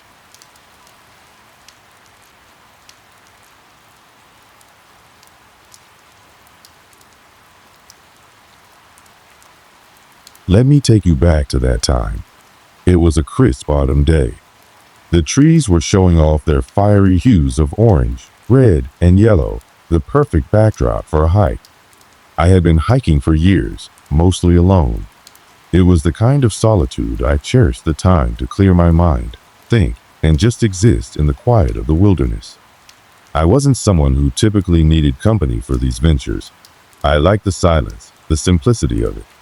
I had my backpack, some water, and a few snacks. Nothing too extravagant. That morning, I decided to hike deeper into a forest I had heard rumors about. Not the kind of forest that was famous for its legends or ghost stories. This was just another trail in the woods, but there had been whispers about people losing their way there. People saying the forest had an unusual pull, a force that led them off course. But I wasn't one to let rumors bother me. I'd hiked plenty of unknown trails before, and none had scared me into turning back. The morning was cool, but not too cold. I remember feeling the sharpness of the wind on my face as I began my journey. The trail was narrow, flanked by trees on either side, their limbs swaying slightly with the breeze. I always felt a kind of comfort in the isolation of the forest, like I was the only one who could hear the trees' whispers. There's something deeply soothing about knowing that you're surrounded by nature, and yet you're utterly alone. I remember feeling good, refreshed, and ready to take on whatever the forest might throw at me. I wasn't in any rush. Hiking was always about the experience, the serenity. As I continued down the winding trail, I thought about the usual things that filled my mind. Work had been overwhelming lately, and I was grateful for the chance to escape for a while. The world seemed so much more manageable when I was away from the constant buzz of life. I made a turn up ahead, where the trail split, and decided to veer left toward the part of the forest that seemed less traveled. That was my usual style, always seeking out the paths less taken. It's always been a little part of me to stray from the crowd, to find my own way. As I walked deeper into the dense woods, the sounds of the world outside faded away. I could only hear my own footsteps, the soft rustle of leaves, and the occasional chirp of a distant bird. I wasn't prepared for what would come next, though. The first hint that something wasn't right came when I noticed the sudden silence. It wasn't the normal quiet of the forest. The air seemed to grow still, too still. The birds, which had been so active before, suddenly stopped. The usual rustle of animals moving through the underbrush was absent. It was as if the forest itself had paused, holding its breath. That was the first sign, subtle yet undeniably unsettling. I shook it off, as I always do, assuming it was just a quirk of nature. After all, I was alone in a secluded place. Quiet wasn't uncommon. Still, the sensation of being watched crept up on me, though I couldn't pinpoint why. It felt like the forest itself was aware of my presence in a way I hadn't felt before. You know, that nagging feeling at the back of your mind that something is off, but you can't place it. As I moved forward, the feeling intensified, but I told myself I was just overthinking. I pressed on. The trail ahead was less defined, with dense underbrush encroaching from both sides, and I had to push branches aside as I made my way forward. The atmosphere felt thick, almost oppressive, as if the air was too heavy to breathe easily. The strange stillness of the forest seemed to pull everything inward, leaving me alone with my thoughts and the growing sense of unease. It wasn't long before the second unsettling event occurred.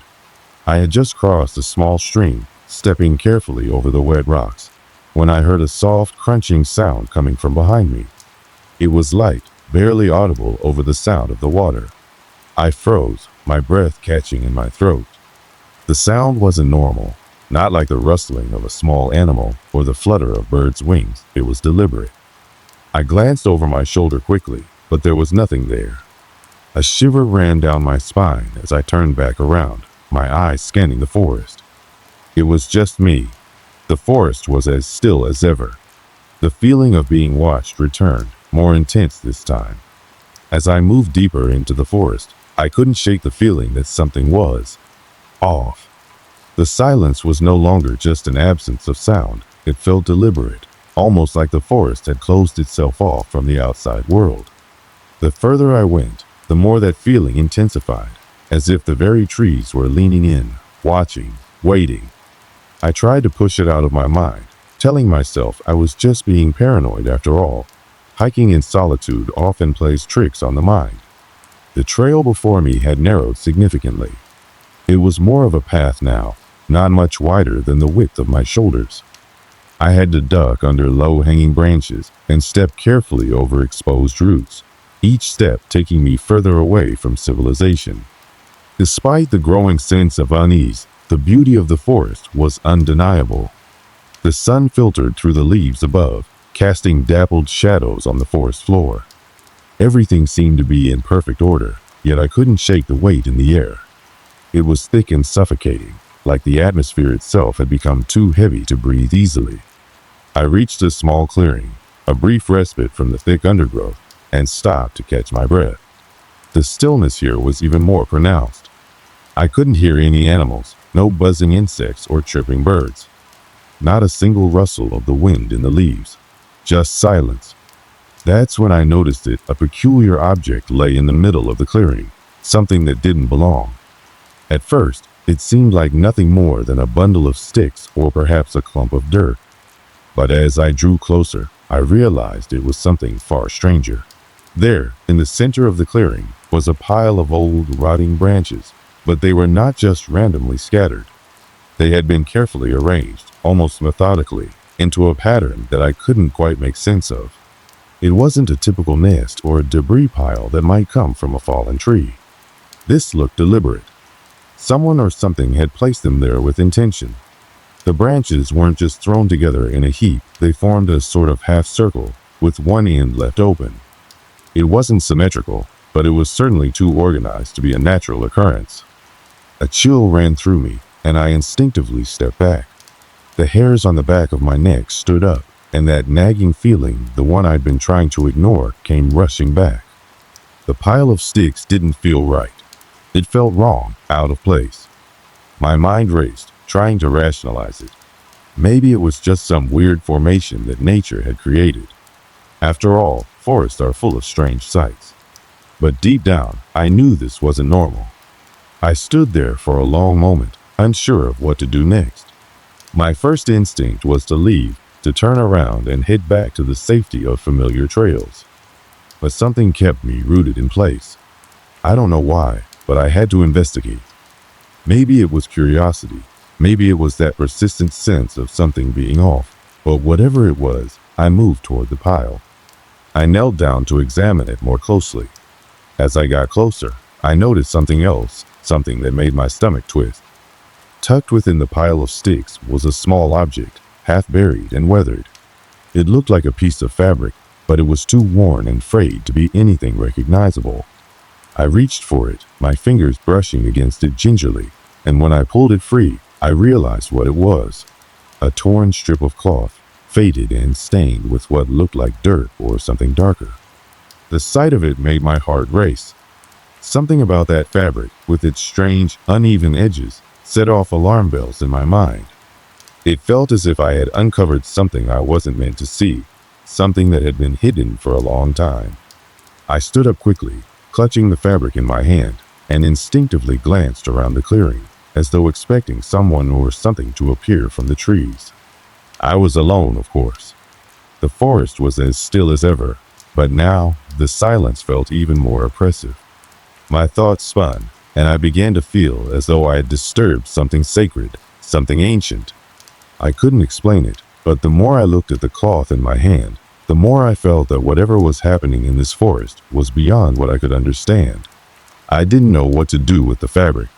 It seemed to hold some strange energy, like it had been touched by something I couldn't comprehend. So I did what anyone would do in such a situation.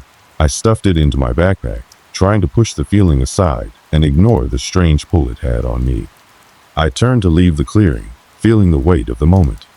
I needed to get out of there. I needed to shake off this unease. But as I retraced my steps back toward the trail, I noticed something else. The air had grown colder. Not just a slight drop in temperature, no. This was different. It felt like the very atmosphere had shifted, as though the world around me had grown heavier. I quickened my pace, my boots crunching over the dry leaves, and just as I was about to exit the clearing, I heard a sound, sharp and sudden, slicing through the silence of the forest. It was a crack, a distinct snap of a twig breaking underfoot, but it wasn't from behind me. It was from ahead, somewhere just beyond the trees. I froze. My breath caught in my chest as I stood perfectly still, my ears straining to catch any other sounds. But nothing came. The forest was silent again, as if nothing had happened. I felt a cold bead of sweat form on the back of my neck. The forest had been dead silent just moments before, and now there was a clear sound, a deliberate sound, as if someone or something had been walking just a few steps in front of me. I took a slow step forward, my heart pounding, unsure if I was just imagining things. My instincts screamed for me to leave, to run, but I couldn't bring myself to move. It felt like I was being watched, and the silence that followed that single snap of the twig felt suffocating. I scanned the forest ahead, my eyes darting between the shadows of the trees, searching for any sign of movement. But there was nothing. The forest was as still as it had been when I first arrived, but the air felt different now, charged, tense. The sense of being watched was more intense than ever, and my pulse raced as I tried to make sense of what had just happened. With every step I took away from the clearing, I felt the weight of that moment pressing down on me. The snap of the twig, the coldness in the air, the cloth in my backpack, it all pointed to something wrong, something I couldn't explain. But one thing was certain, I wasn't alone in this forest, and whatever was out there, it wasn't ready to let me leave just yet. The days that followed my encounter in the clearing only seemed to deepen the unease that had settled in my chest. It wasn't just the unsettling object I'd found, or the snap of the twig ahead of me. It was everything, small, seemingly insignificant details that I couldn't shake.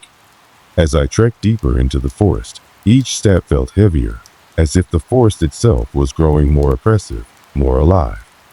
I was aware of it now. I could feel the weight of every tree, every rustle of leaves, every gust of wind that stirred the air. It was as though the forest was holding its breath, waiting for something, and I couldn't help but feel that I was being drawn into something much larger than myself. The next morning, I decided to continue my hike, thinking that maybe I had overreacted. Maybe it had all been in my head, the cloth, the snap of the twig. But the deeper I went, the more I realized it wasn't my imagination playing tricks on me. The forest was changing, and not in the usual way that nature shifts over time, but in a way that felt deliberate, as if someone or something was influencing it. At first, it was just subtle things. A branch that had been at eye level the day before now hung much lower, its gnarled shape hanging like a warning. The ground felt spongier, as though the earth itself was softening beneath my feet, like it was trying to swallow me up. But then there were other, more tangible things. I began to hear sounds that didn't belong, a sudden, sharp scraping noise, like something dragging across the ground behind me. But when I turned, there was nothing there. The rustling of leaves that wasn't caused by the wind, the feeling of eyes watching from just beyond my vision. It was all becoming too much. One afternoon, I decided to investigate. I couldn't just ignore it any longer. Something was happening here, and I needed to know what. So, I retraced my steps to the clearing, hoping that by returning to where it all began, I could find some answers. As I approached, the familiar sense of dread began to seep into my bones once more. The air felt thicker here, colder, as though it was trying to suffocate me. The sunlight, which had been bright and warm just moments ago, seemed to dim, as though clouds had covered the sky, even though there were none. It wasn't just the absence of sound, it was the way the sounds seemed to come from everywhere, pressing in on me from all sides. It felt like the forest was closing in, tightening its grip around me. When I reached the clearing, I was taken aback by what I found. The pile of sticks was gone, completely gone. Where it had once been, there was only a patch of disturbed earth, the ground uneven and bare. But that wasn't what unsettled me the most. It was the fact that the area around it looked different, as though the trees and foliage had shifted, subtly rearranged. There was a space between two trees that hadn't been there before, a narrow gap where none had existed on my previous visit. It felt wrong, unnatural, like it wasn't supposed to be there. I knelt down to inspect the ground, my fingers brushing the dirt. It was colder than it should have been, and as I dug into it with my hands, I uncovered something, a small, smooth stone. It was oddly shaped, round with sharp edges, and it had a strange symbol carved into its surface. The symbol was unlike anything I had ever seen, and it made my skin crawl just to look at it.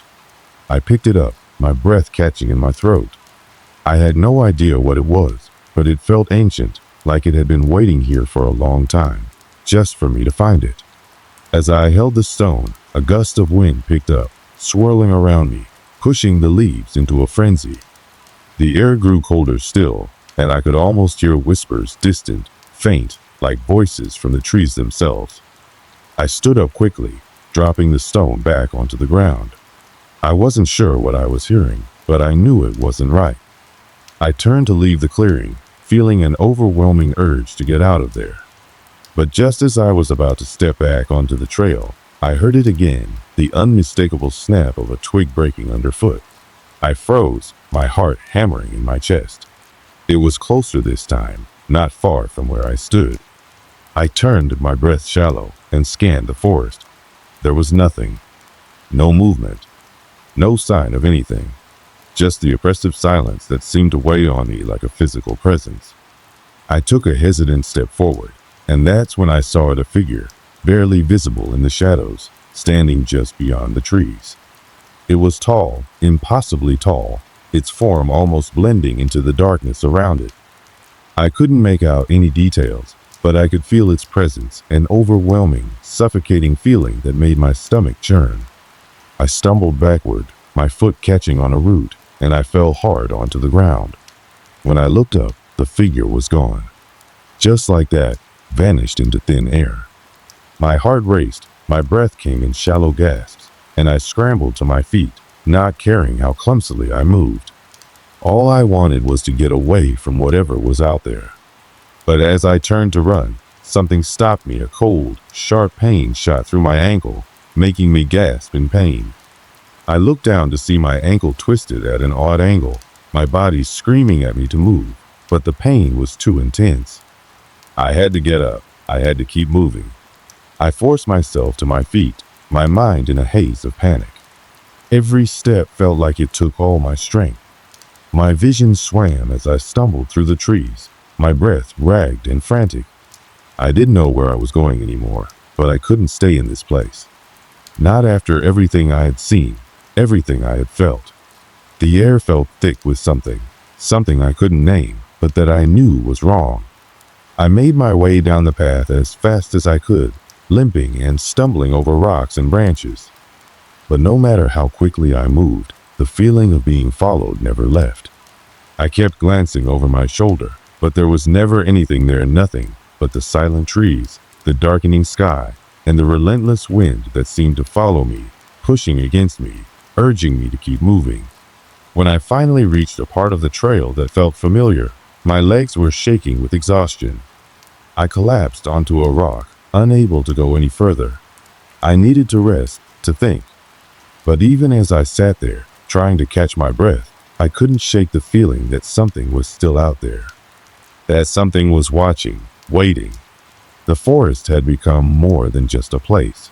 It had become a presence, an entity that I had disturbed, and it wasn't done with me yet. It was only a matter of time before whatever I had awakened would come for me, and I wasn't sure how much longer I could escape it. The silence pressed in, suffocating, as I sat there on the rock. The whispers, faint, barely audible, seemed to swirl around me.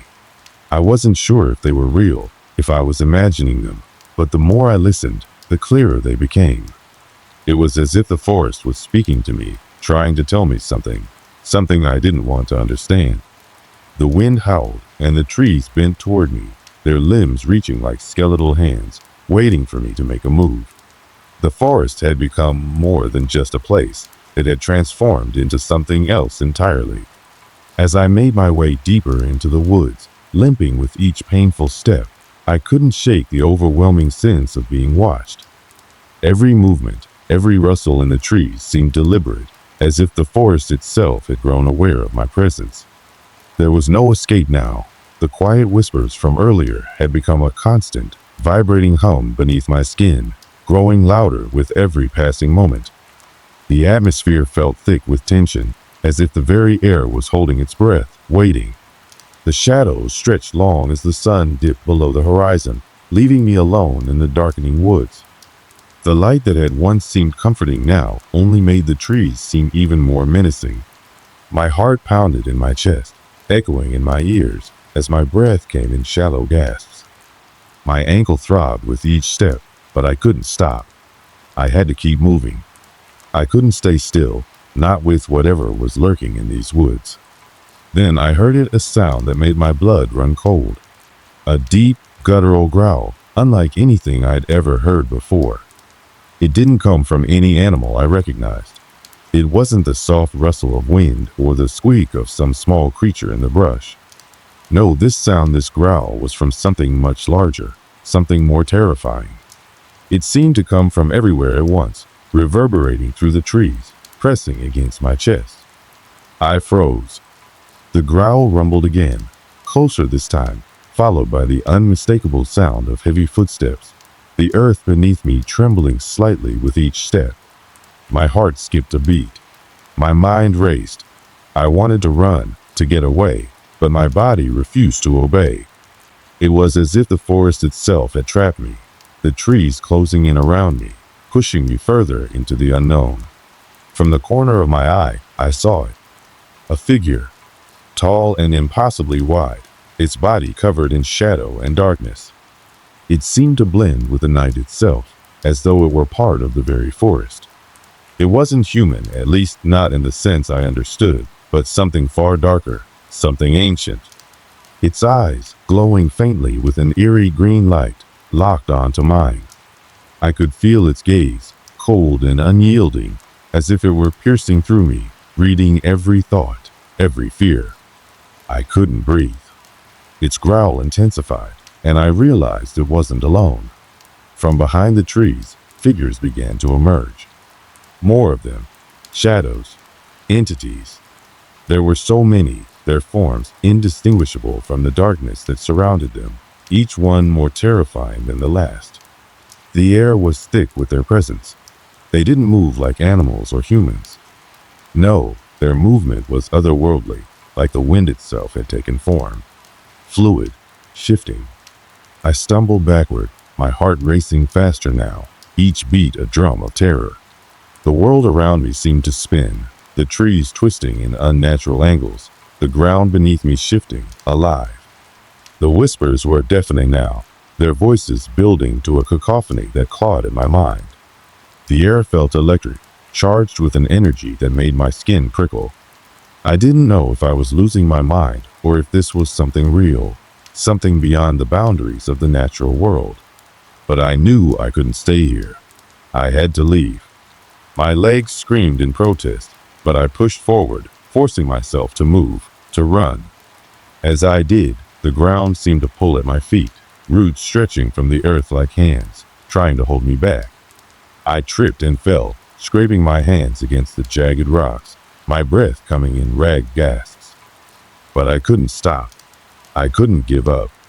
Behind me, I could hear them, the creatures following. Their footsteps were heavy, relentless. Each step echoed in the silence, their growls vibrating through the ground. My pulse pounded in my ears, drowning out everything else. The trees seemed to close in, their branches reaching toward me like skeletal hands, grasping, pulling. The creature with the glowing eyes was the closest now, its form shifting in and out of focus. It wasn't moving like anything I'd ever seen. It was fluid, its body constantly morphing, as though it wasn't truly solid. My mind screamed for me to wake up, to realize that this was just some nightmare. But it wasn't. This was real. I could feel it. I could see it. I turned my head for just a moment, and in that instant, I saw something that nearly broke me. The stone, the symbol I'd found in the clearing, the one that had been so cold in my hand, was now in the creature's grasp, glowing brighter with every step. It wasn't just an object. It was a key, a link to whatever dark force had awoken here. The moment it touched the earth, the entire forest seemed to tremble, the very ground beneath me buckling. The whispers grew louder, the air thickening with a palpable, suffocating weight. I couldn't understand it, couldn't fathom it, but I could feel it. This place wasn't just haunted, it was alive. It had been waiting for something, something only I could have unknowingly triggered. And now it had found me. The creature's eyes locked onto mine once more, and I felt my body freeze. It wasn't just the fear. It was something else, something deeper. A pull, an overwhelming need to kneel, to submit. I couldn't resist. My body was no longer my own. Every step felt heavier, as though the forest itself was pressing in on me, trying to pull me back into its suffocating embrace. I couldn't think clearly, couldn't focus on anything other than the pounding in my chest and the unbearable weight of the eyes that followed me. I didn't know how far I had run, how much time had passed. The trees had become an indistinguishable wall of shadows, and the growls had faded into the distance, though I could still feel them, like a gnawing presence at the back of my mind. I knew I wasn't safe. Not yet. I stumbled into a clearing, the ground underfoot soft and damp. I collapsed to the earth, gasping for air, feeling the cold sweat on my brow, my body trembling uncontrollably. My heart was still racing, and my mind spun with fear, confusion, and disbelief. What had I just witnessed? What had I encountered in that cursed forest? I looked around, but the clearing seemed strangely empty. The creatures, the dark figures, were gone. The growls had stopped. The whispers had quieted. I didn't understand why. Was it because I had finally escaped, or was it something else? Was there something more to all of this than I could comprehend? The silence that followed was deafening.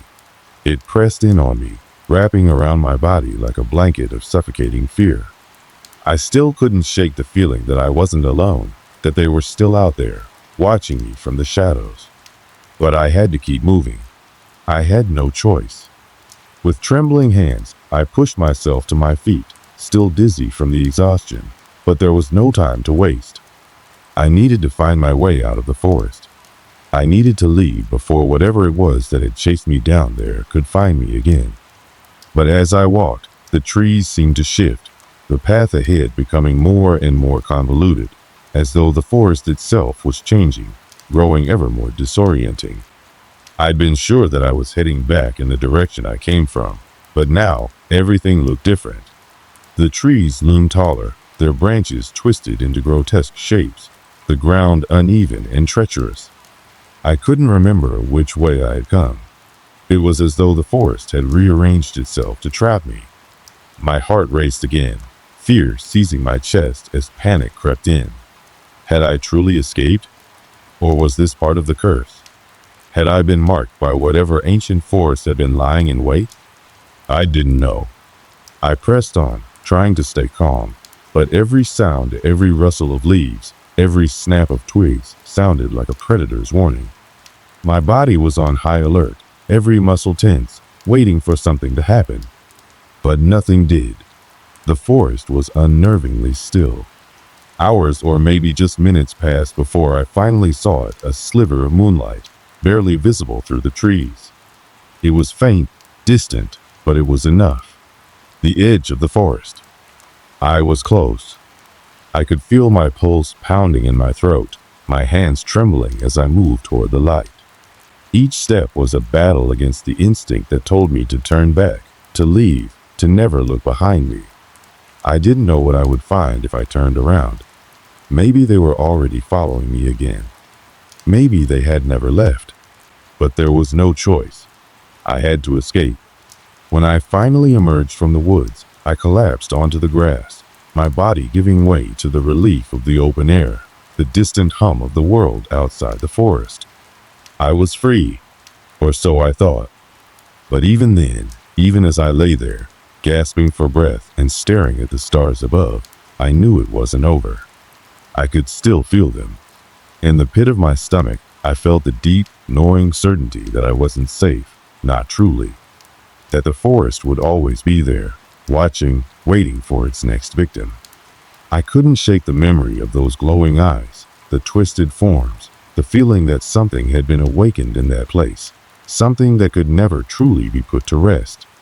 And as I lay there, shivering in the cold night air, I couldn't help but wonder if I had only narrowly escaped, if the forest had allowed me to leave, or if I was just a part of some larger, twisted plan. There were no answers. Not then. Not ever. I tried to tell people what had happened, tried to explain the terror I had felt, but no one believed me. They called it a nightmare, a hallucination. And maybe that's all it was. Maybe it was my mind breaking under the pressure of the wilderness, of the isolation, of fear. But deep down, I knew what I had seen. And so, I moved on. I tried to live my life, to push the memory of the forest into the recesses of my mind. But I could never forget. The forest was behind me now, but in a way, it never really left. The nightmares came and went, but they always returned, without fail. Each time, the familiar dark figures would haunt my mind, those glowing eyes, those sinister growls. I tried to live a normal life, to forget. But how could you forget something like that? The forest had left its mark on me, etched deep in my soul. Days turned into weeks, and weeks into months. Life went on around me. People I knew lived their regular lives, unaware of the terror just beyond the reach of their comprehension. I couldn't share what had happened, not because I didn't want to, but because I knew no one would understand. How could they? How could anyone believe that the trees could come alive, that the earth could breathe with malevolent intent, that something so dark could exist just on the edge of civilization? But every now and then, in the stillness of the night, when the world around me felt too quiet, I'd hear a distant, hollow growl. Just a whisper in the wind, but unmistakable. It was as if the forest had never really let me go. I began to question myself. Maybe it was just my mind playing tricks. After all, the fear I had felt that night was unlike anything I had experienced before. The isolation, the pressure, the overwhelming sense of being watched, it could have caused my mind to break. Maybe I had hallucinated it all. Maybe there was no forest spirit, no dark force, nothing but my own fears given form in the shadows. But deep inside, I knew better.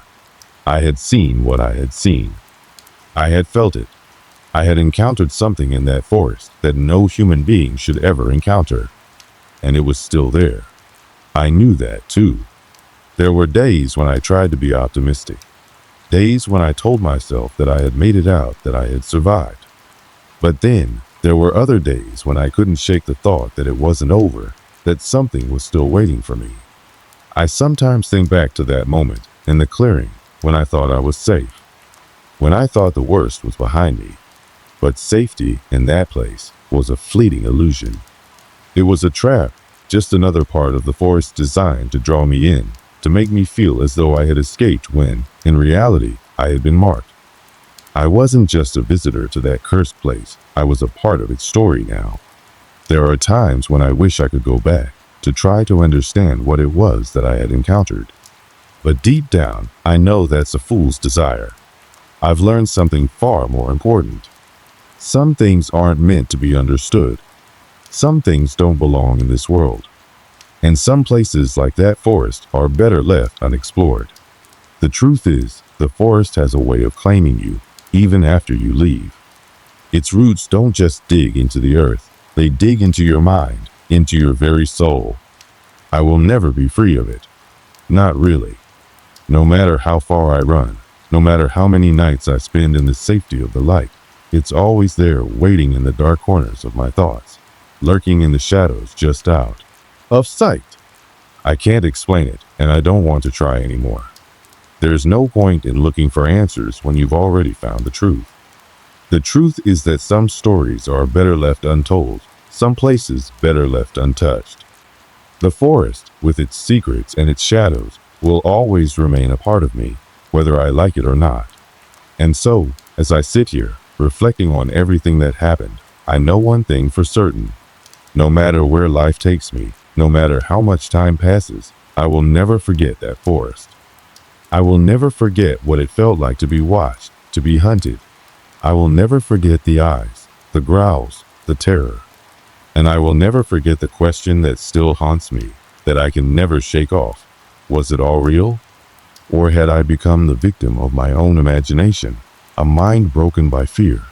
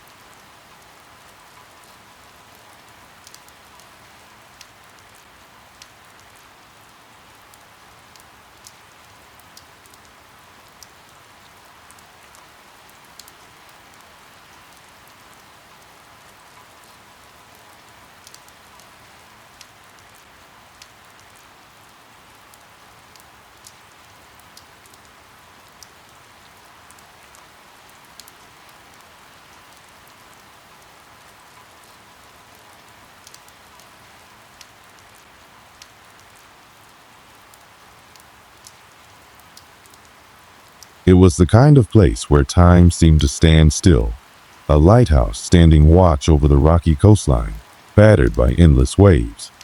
I had heard stories about this place, but I never imagined I'd find myself standing in front of it. A friend of mine, who was keen on exploring abandoned places, had come across it during one of his trips. When he called me up, suggesting we check it out together, I hesitated. It wasn't the idea of ghosts or paranormal activity that scared me. It was the isolation. The lighthouse sat on a narrow strip of land, surrounded by rough waters and jagged rocks. There was no real road leading up to it, and only the bravest ventured out there. But after much prodding from him and the thought of experiencing something new, I agreed to make the journey. It was a crisp evening when we arrived. The sky was painted with streaks of orange and purple as the sun began to dip behind the horizon. The air was cool, with a slight chill that seemed to sneak under my jacket. The lighthouse loomed ahead, standing tall against the backdrop of the sea, its light flickering on and off in the distance, almost as if it was aware of our presence. Its once white exterior was now weathered and peeling, with patches of rust and mold creeping up the stone walls. The structure seemed so abandoned, so forgotten, yet still somehow standing strong. As we walked closer, I noticed the saltwater spray from the crashing waves coating everything in a thin layer of mist. The sound of the ocean was overwhelming, with waves smashing against the cliffs, their roar filling the air. My friend, who had been there before, led the way.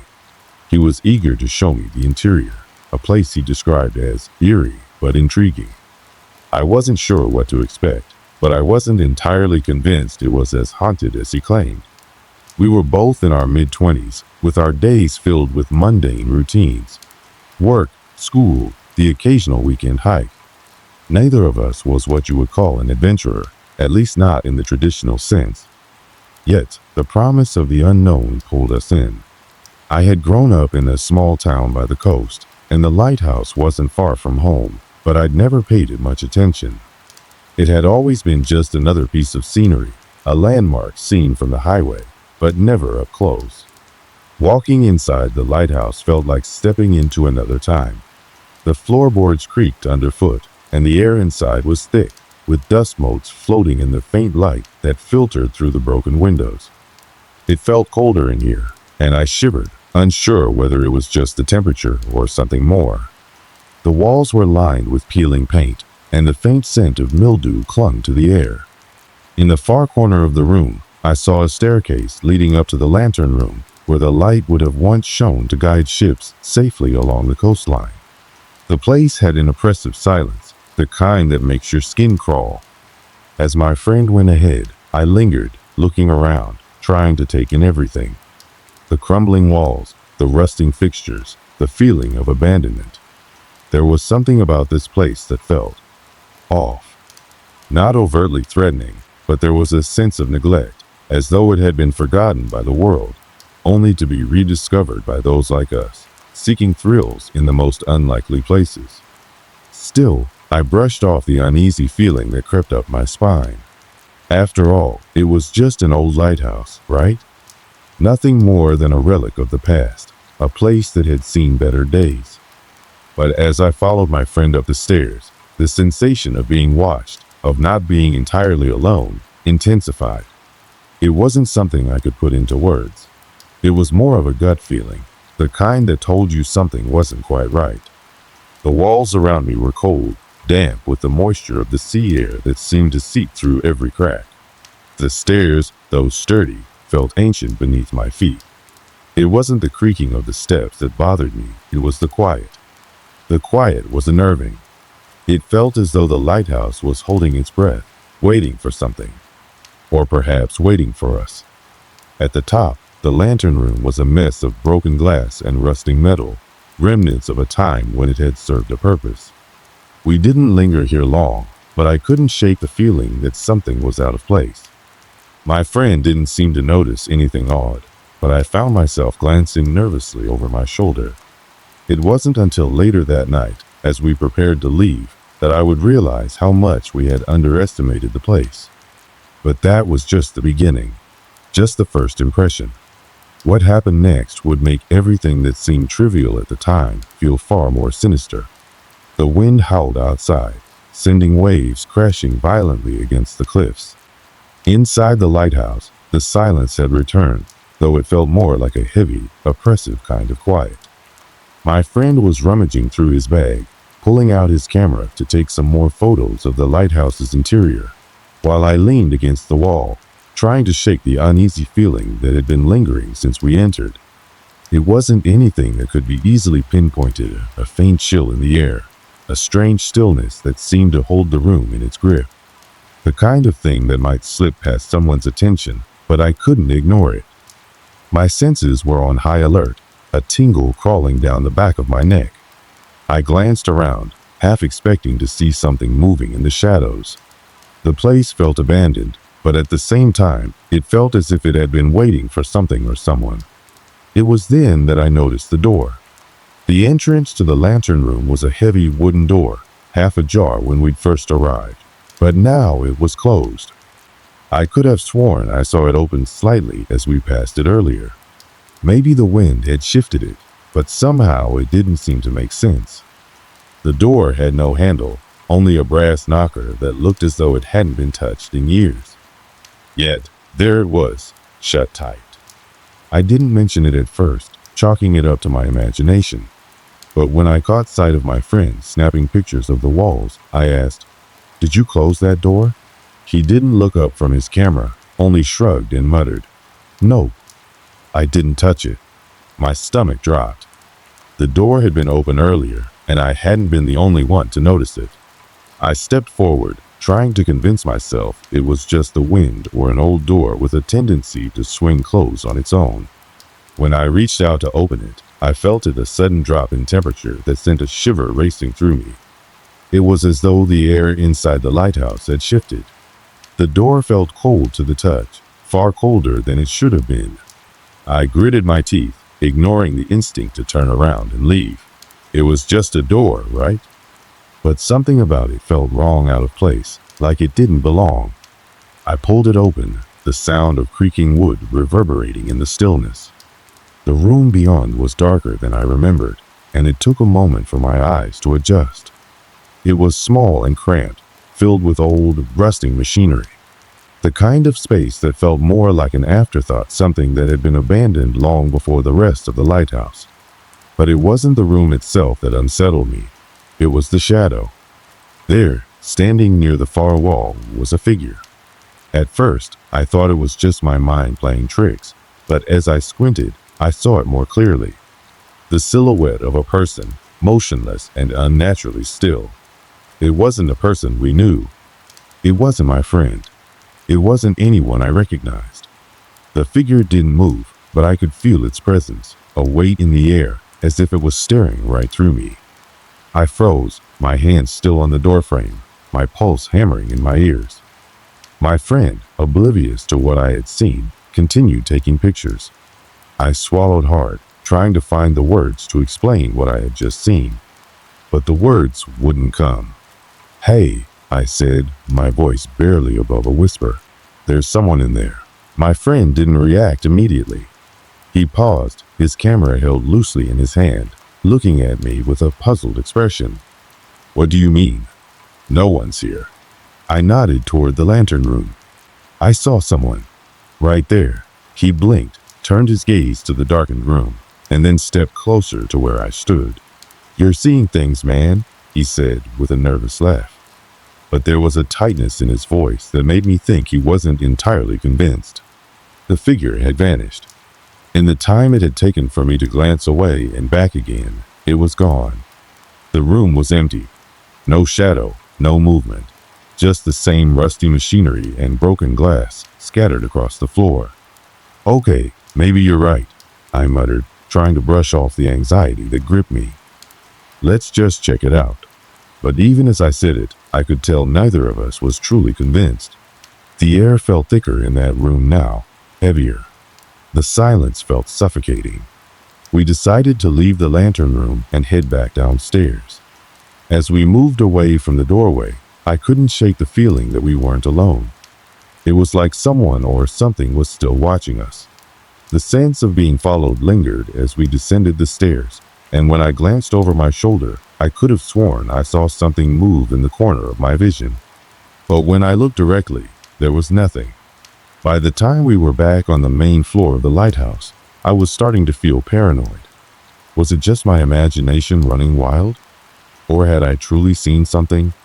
It wasn't until later, as we explored the lower levels, that the unease began to truly set in.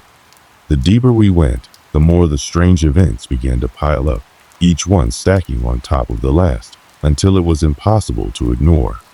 The first unsettling incident had been a single shadow, but it was just the beginning of what was to come. It wasn't a ghost or a figure, at least not in the traditional sense. It was the feeling that the lighthouse had a presence, a cold, watchful one. And as the night wore on, that presence grew stronger. We continued our exploration, trying to focus on the adventure of it all. but the air had thickened. The lighthouse no longer felt like a forgotten place. It felt like a place that had been waiting for us. The light flickered overhead, casting long shadows that danced unnaturally along the walls. My heart pounded, and every step we took seemed to echo, far louder than it should have been. It was as if we were disturbing something ancient, something that didn't want to be disturbed. I tried to shake it off, to reason with myself. Maybe it was just the old structure playing tricks on us, the wind pushing shadows through the cracks. But deep down, I knew something was wrong. We were being watched, and it wasn't by any living person. The second strange event came soon after the first, and it was impossible to dismiss as mere coincidence. The lighthouse, once quiet and still, now seemed to hum with a faint, almost imperceptible vibration that I couldn't shake. The air was thick with an oppressive heaviness, and each breath I took felt labored, as if I was breathing through wet cotton. My friend seemed to notice it too, though neither of us dared to comment directly on it. It was as though acknowledging it would make it more real. But the longer we stayed, the harder it became to ignore. I remember the light flickering again, this time more violently. At first, I thought it was a malfunction, a simple electrical issue. But when I reached up to adjust the switch, the bulb turned off entirely, leaving us in total darkness. The air was thick with dust, and as my hand brushed against the wall to guide me, I felt a sudden cold shock, a sharp contrast to the heavy heat of the room. My skin prickled, every hair standing on end, as if something unseen was brushing against me. "Did you feel that?" I asked, my voice almost a whisper, my words heavy with the same unease that had been building for hours. My friend, still fumbling with his camera, gave me a confused look but nodded. "Yeah, it's cold in here. A little too cold for this place." I laughed nervously, trying to calm the sudden surge of anxiety that had gripped me. Probably just the drafts from the old windows. You know how these places are. But deep down, I knew it wasn't just the draft. There was something else. Something unexplainable. We moved on, venturing further into the lower levels of the lighthouse. Each step felt more oppressive, the weight of the place growing heavier with each passing moment. The deeper we went, the more the air seemed to change. The usual smells of salt and seaweed from the coastal cliffs outside were gone, replaced by a musty, decaying odor that clung to the stone walls. It was the smell of something forgotten, left to rot in the dark for far too long. As we reached the ground level, I heard a soft thud, like footsteps, coming from somewhere behind us.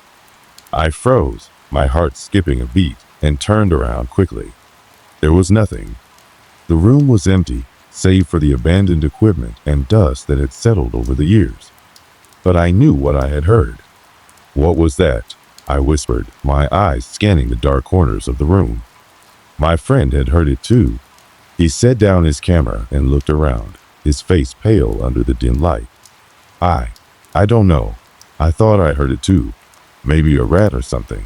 I shook my head, my pulse quickening. That wasn't a rat. But I didn't press further. At that moment, I wasn't sure if I wanted to know the truth. It wasn't just the noises that were unsettling. As we continued our exploration, we began to notice things shifting. Things that shouldn't have moved.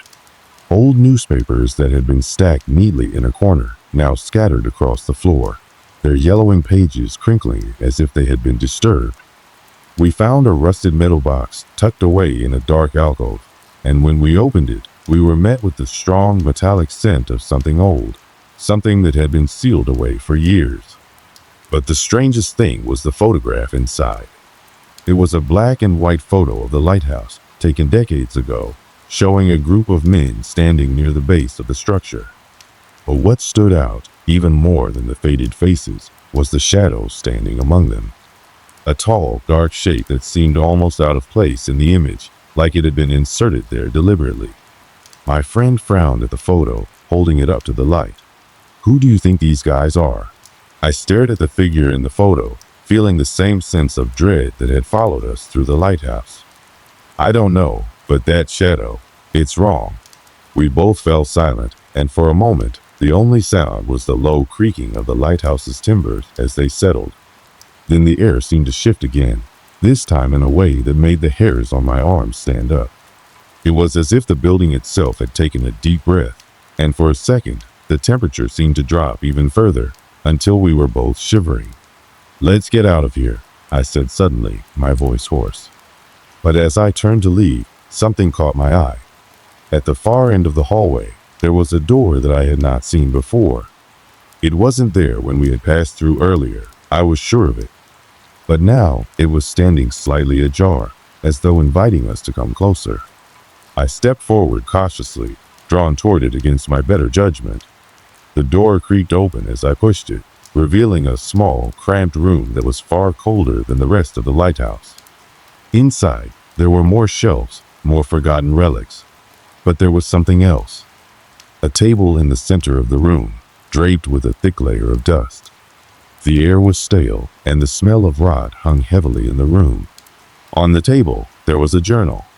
It looked ancient, its pages yellowed with age. But it wasn't the journal itself that made my blood run cold. It was the inscription on the cover.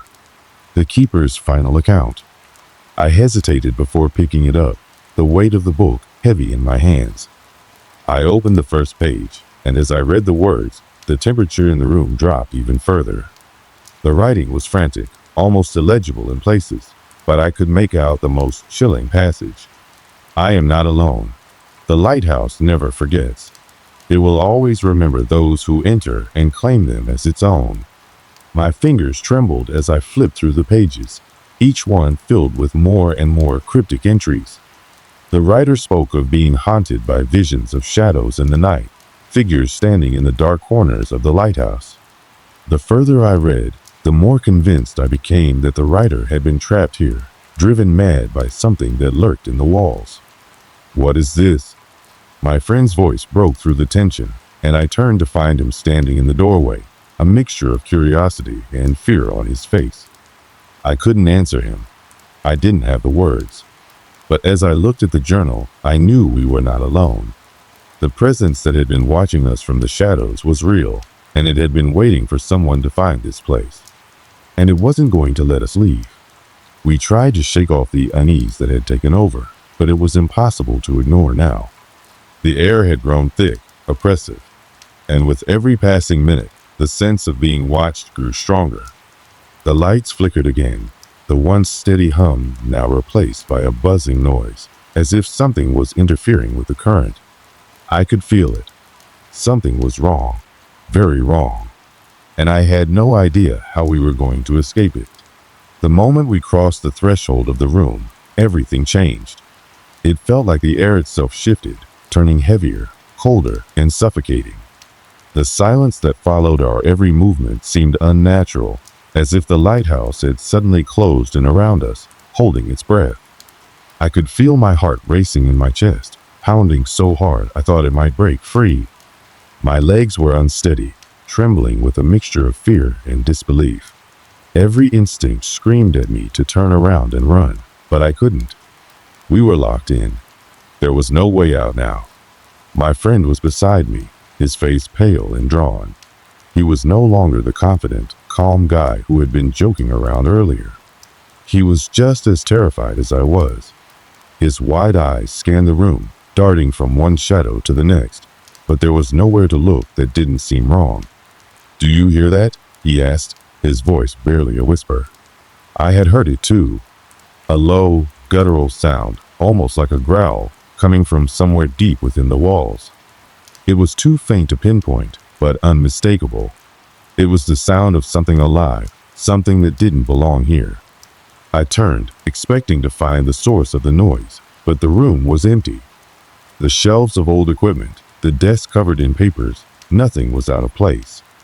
But then, there was that shadow, the one that had been in the photograph we found earlier. The one I hadn't noticed at first, but now felt it in every part of my body, crawling over my skin. It was there, in the corner of the room, watching us. At first, I thought it was a trick of the light, just a dark patch against the wall. But then it moved. Slowly, unnaturally, like something shifting in the corner of your eye. Only when you turn to look at it, it's already gone. It wasn't like any human movement I had ever seen, It was too smooth, too fluid, as though the figure was no longer bound by the laws of nature.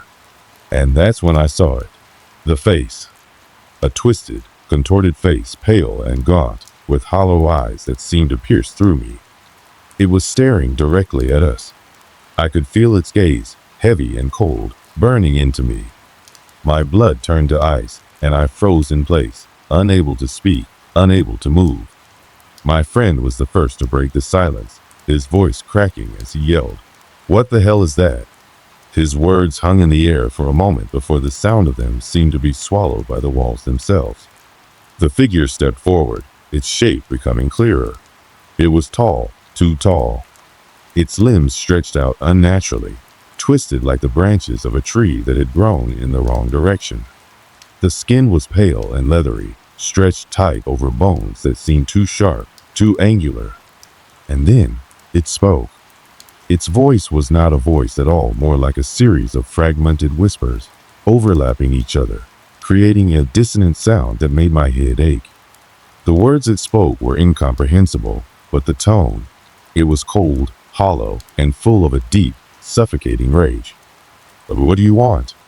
His words were barely audible over the pounding of my heart, the rushing of blood in my ears. The figure didn't respond in any way I could understand. Instead, it tilted its head slowly to one side, as though considering him. Its movements were too deliberate, too calculated, like it was playing with us. And then, it moved again, closer this time. My breath caught in my throat, and panic surged through me. The room, the lighthouse, felt as though it was closing in on me, as though the very walls were breathing, living, like the creature itself. The shadows grew longer, stretching out toward us as if they had a mind of their own. "Run!" I shouted, my voice hoarse with terror. It was a command, but my body wasn't listening.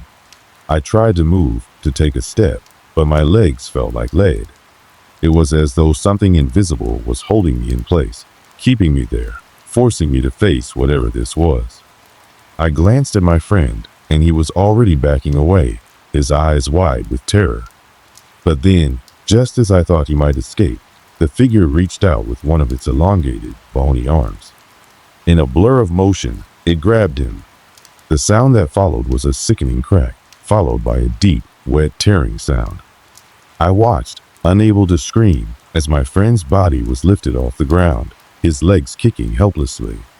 His face twisted in pain, but there was something worse, a deep, bone-chilling terror that replaced his usual bravado.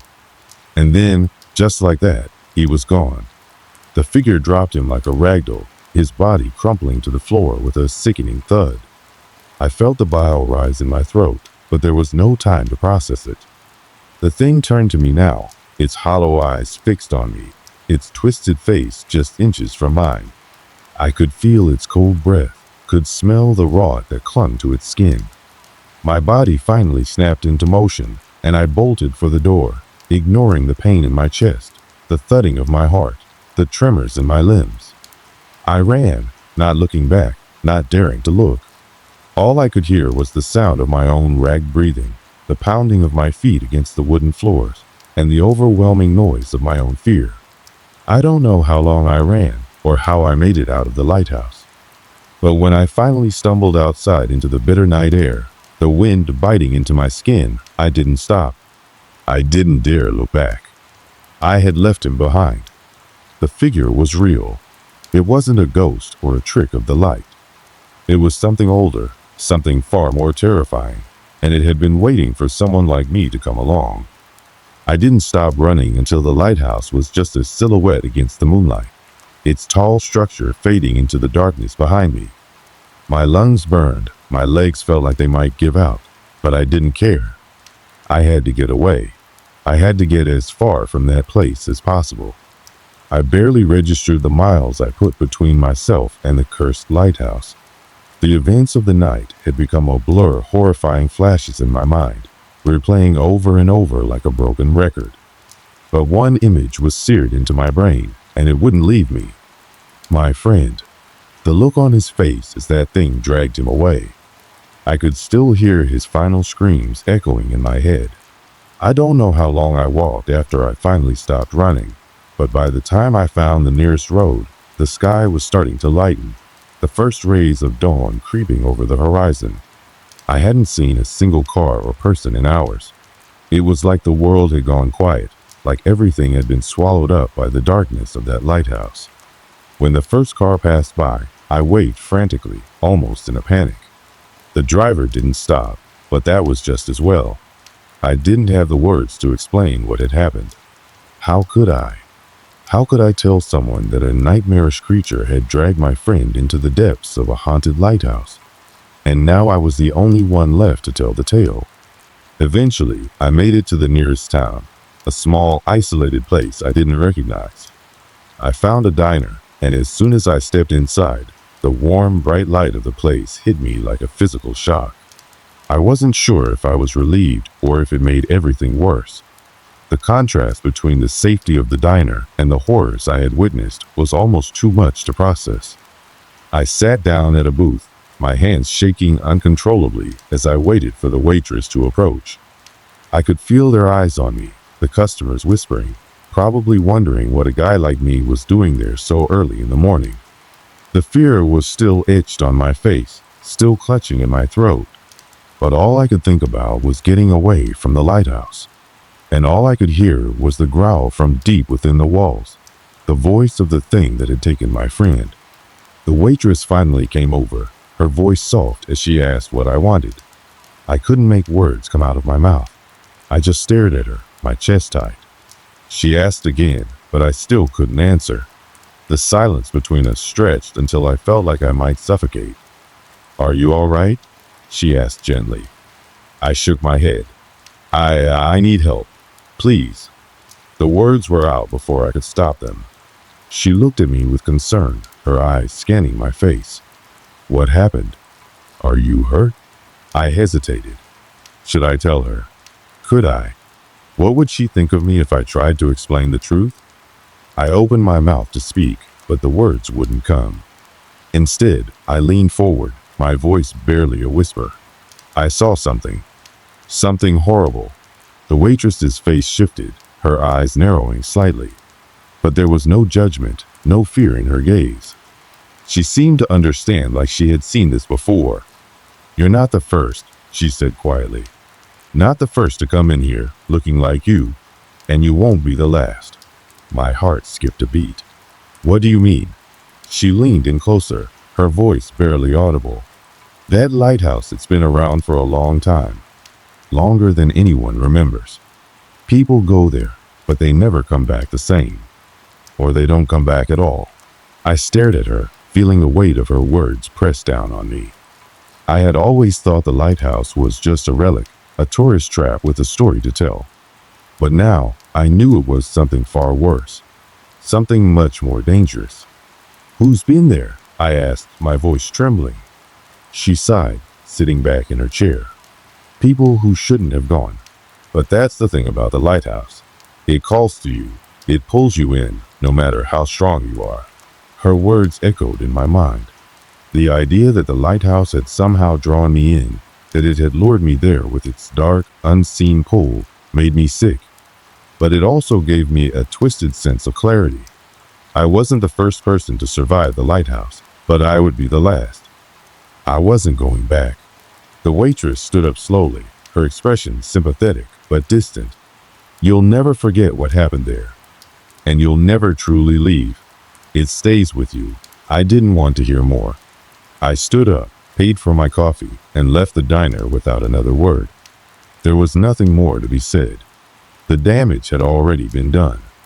In the weeks that followed, I tried to move on. I tried to forget. I went back to my apartment, took long walks in the daylight, and tried to live a normal life. But the nightmares came every night. I could feel it, the presence of the thing from the lighthouse watching me, following me, waiting for me to slip up, to let my guard down. I never told anyone the full story. I couldn't. The few times I tried, people just gave me strange looks. I tried therapy, but it didn't help. How could I explain what had happened? How could I explain that my friend was gone, taken by something that no one else would believe? I didn't know how to move forward. The thing in the lighthouse was still there, and it wasn't done with me. Sometimes, when I'm alone, I still hear it whispering from the darkness. And I know, deep down, that it's only a matter of time before it calls me back. The lighthouse will always be waiting. I've tried to move on. Really, I have. But some things never truly leave you, no matter how hard you try to bury them. The nightmares keep coming, no matter how many hours I spend in the sunlight, how many cups of coffee I drink, how many distractions I seek out. The images, the sounds, they're still there, just under the surface of my mind. I can't escape it. I'm trapped in this never-ending cycle. Sometimes I sit at my kitchen table, staring out the window, wondering if the nightmare will ever end. I wonder if anyone will ever believe me. The few times I've tried to talk about it, people look at me like I'm crazy. And maybe I am.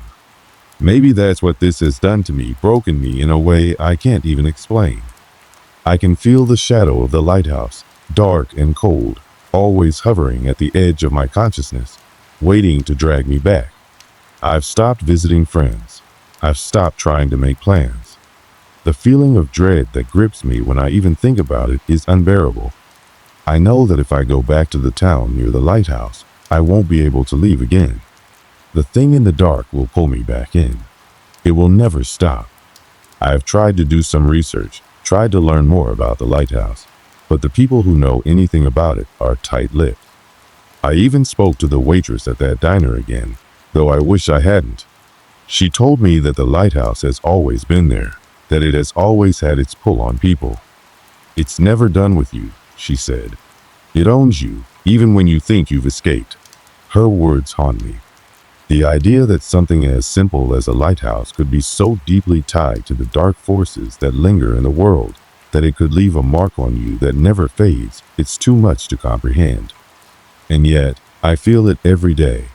Every time I close my eyes, every time I think about what happened to my friend. He's gone, taken by that thing, and I'll never know if he's truly lost or if he's still out there, waiting to join it in the dark. I can't go back to the lighthouse. I can't even look at a lighthouse without feeling that sickening chill crawling up my spine. But it's like I can hear it in the back of my mind, beckoning, calling me to return. And I know, deep down, that if I let my guard down, if I even step foot near it again, I will never get out. Not alive. Not the same. The world moves on, and I try to as well. But I'll never forget that night. I'll never forget what I saw, what I felt, what I heard. The darkness of the lighthouse isn't something you can outrun. It stays with you. So now, when the nightmares come, when the shadows grow long, and I hear that low, guttural growl in the distance, I remind myself of one simple truth. The lighthouse isn't finished with me yet. But I don't know if I'll ever be ready to face it again. Maybe someday I'll find a way to break free, to truly escape. But for now, all I can do is live with the knowledge that it's still out there, waiting, and that one day I'll have to make a choice.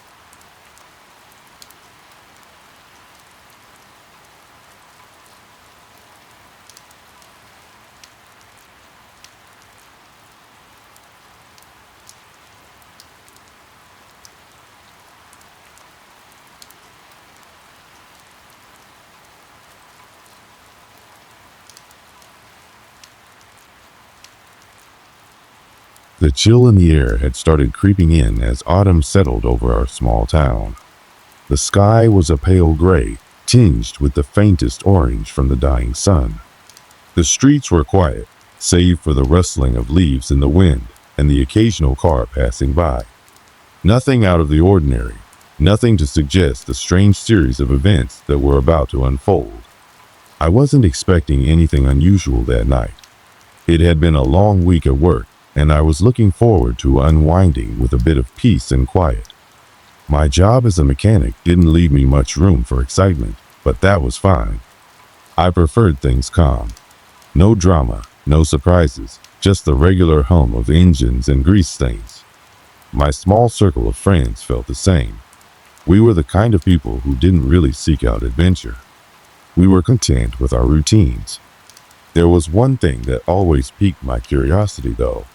A bridge on the outskirts of town. The old wooden bridge had been there for decades. It spanned a small creek that flowed just beyond the town limits. Nothing remarkable about it, at least not at first glance. But if you asked anyone around here, they'd tell you that bridge had a history, a dark history. People didn't often talk about it. You could hear the rumors if you listened carefully enough. Late at night, they said, the bridge would creak and groan as if it were alive. Some claimed to have seen shadowy figures standing at its edge, watching, waiting. No one dared to cross it after sundown, and those who did rarely spoke of what they'd seen. But for me, it was just another piece of local folklore. Sure, it was strange, but no stranger than the countless other stories that float around small towns. One evening, though, everything changed. A group of us, myself, another friend named Ben, and a couple of others decided to go check out the bridge. We had no real reason for doing it, just a mix of boredom and curiosity. We didn't believe the stories, not really. But when Ben suggested we take a trip out there, we all thought, why not? It was just a bridge after all. What harm could it do? And so, without much thought, we piled into a couple of cars and drove to the edge of town. The night was crisp, and the moon hung high in the sky, casting long shadows on the road ahead. We arrived at the bridge, the rusted metal signs warning against crossing barely visible in the dark. The old wooden structure creaked in the wind, and for a moment I could almost feel the weight of the stories pressing down on me. But I shrugged it off. After all, I had no reason to believe in ghosts or anything like that. It was just an old bridge. But when we parked our cars and stepped out, I noticed something. There was an unsettling silence in the air.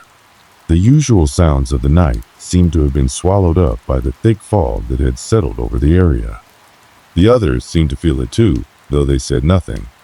We all stood there for a moment, just staring at the bridge. Ben was the first to speak, his voice slightly strained. "Well, here we are," he said, with a nervous chuckle.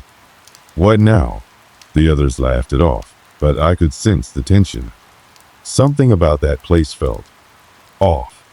As we approached the bridge, the faintest sound of footsteps echoed in the distance. I turned my head, expecting to see someone walking toward us, but the area was empty. It was then that I started to wonder if we had made a mistake. I should have listened to the feeling gnawing at the back of my mind, but I didn't. Instead, we ventured forward, stepping onto the wooden planks of the bridge, which groaned under our weight. And that was when the first sign of something strange happened. It wasn't much at first, just a flicker of movement out of the corner of my eye. I brushed it off as nothing more than a trick of the light. But then I saw it again, this time more clearly. A shadow just beyond the bridge's edge, moving in and out of the fog. My heart skipped a beat, and I stopped dead in my tracks. The others noticed me freeze, and Ben, who had been joking around, fell silent. I could feel the air shift. A chill ran down my spine, and I couldn't shake the feeling that we weren't alone. "Did you see that?" I asked, my voice barely above a whisper. The others looked at me like I was crazy, but they also seemed to sense it, the unease that hung in the air like a thick fog. We stood there, frozen, unsure of what to do next. Ben gave a nervous laugh and said, "Probably just a trick of the light. Let's keep moving." But something inside me told me that we shouldn't. And yet, we pressed on. As we crossed the bridge, the shadowy figure seemed to grow clearer, its shape more defined. I could hear the creaking of the wood beneath our feet, But there was something else too, a soft, almost imperceptible murmur, like a voice calling out from the darkness. I don't know what came over me, but I stopped in the middle of the bridge, feeling an overwhelming urge to turn back. It was as if something was pulling me, forcing me to confront whatever it was that was waiting in the dark. But I didn't have time to think it through. The others were already ahead, laughing off their nerves and calling me to catch up. But I couldn't shake the feeling that something was watching us, something that had been there long before we had arrived. The walk across the bridge seemed to drag on longer than it should have. The creaking of the wooden planks beneath our feet, the cold wind that whipped through the trees, everything felt amplified, as though the night itself was holding its breath. I tried to shake off the unease that had settled deep within me, but the sensation didn't fade. It only grew stronger the further we walked. At first, I blamed it on the stories we'd heard over the years. All the rumors about the haunted bridge, the ghostly figures, the eerie sounds, things that people swore they'd seen or heard in the past. The stories seemed so outlandish at the time, but now, standing in the middle of this old structure, I couldn't ignore the creeping sensation that something wasn't right. "Are you okay?" Ben called out to me from the front of the group, his voice tinged with concern. He had noticed that I had slowed down and was hanging back. "Yeah," I replied quickly, forcing a smile. "Just a little cold." Ben raised an eyebrow, but he didn't press the issue. Instead, he turned back toward the bridge's end, where the others were already gathered. But as I looked around, I couldn't shake the feeling that something was watching us. It was like the bridge itself was alive, its creaking and groaning, not just the sounds of old wood, but something more deliberate, more intentional. Suddenly, I heard it, a faint thud, almost imperceptible, like something heavy had dropped onto the bridge behind us. I froze, turning toward the sound. The others didn't seem to hear it. They kept talking amongst themselves, their voices echoing in the quiet night. But I knew what I had heard. I wasn't imagining things. My heart started to race as I scanned the area. There was nothing there.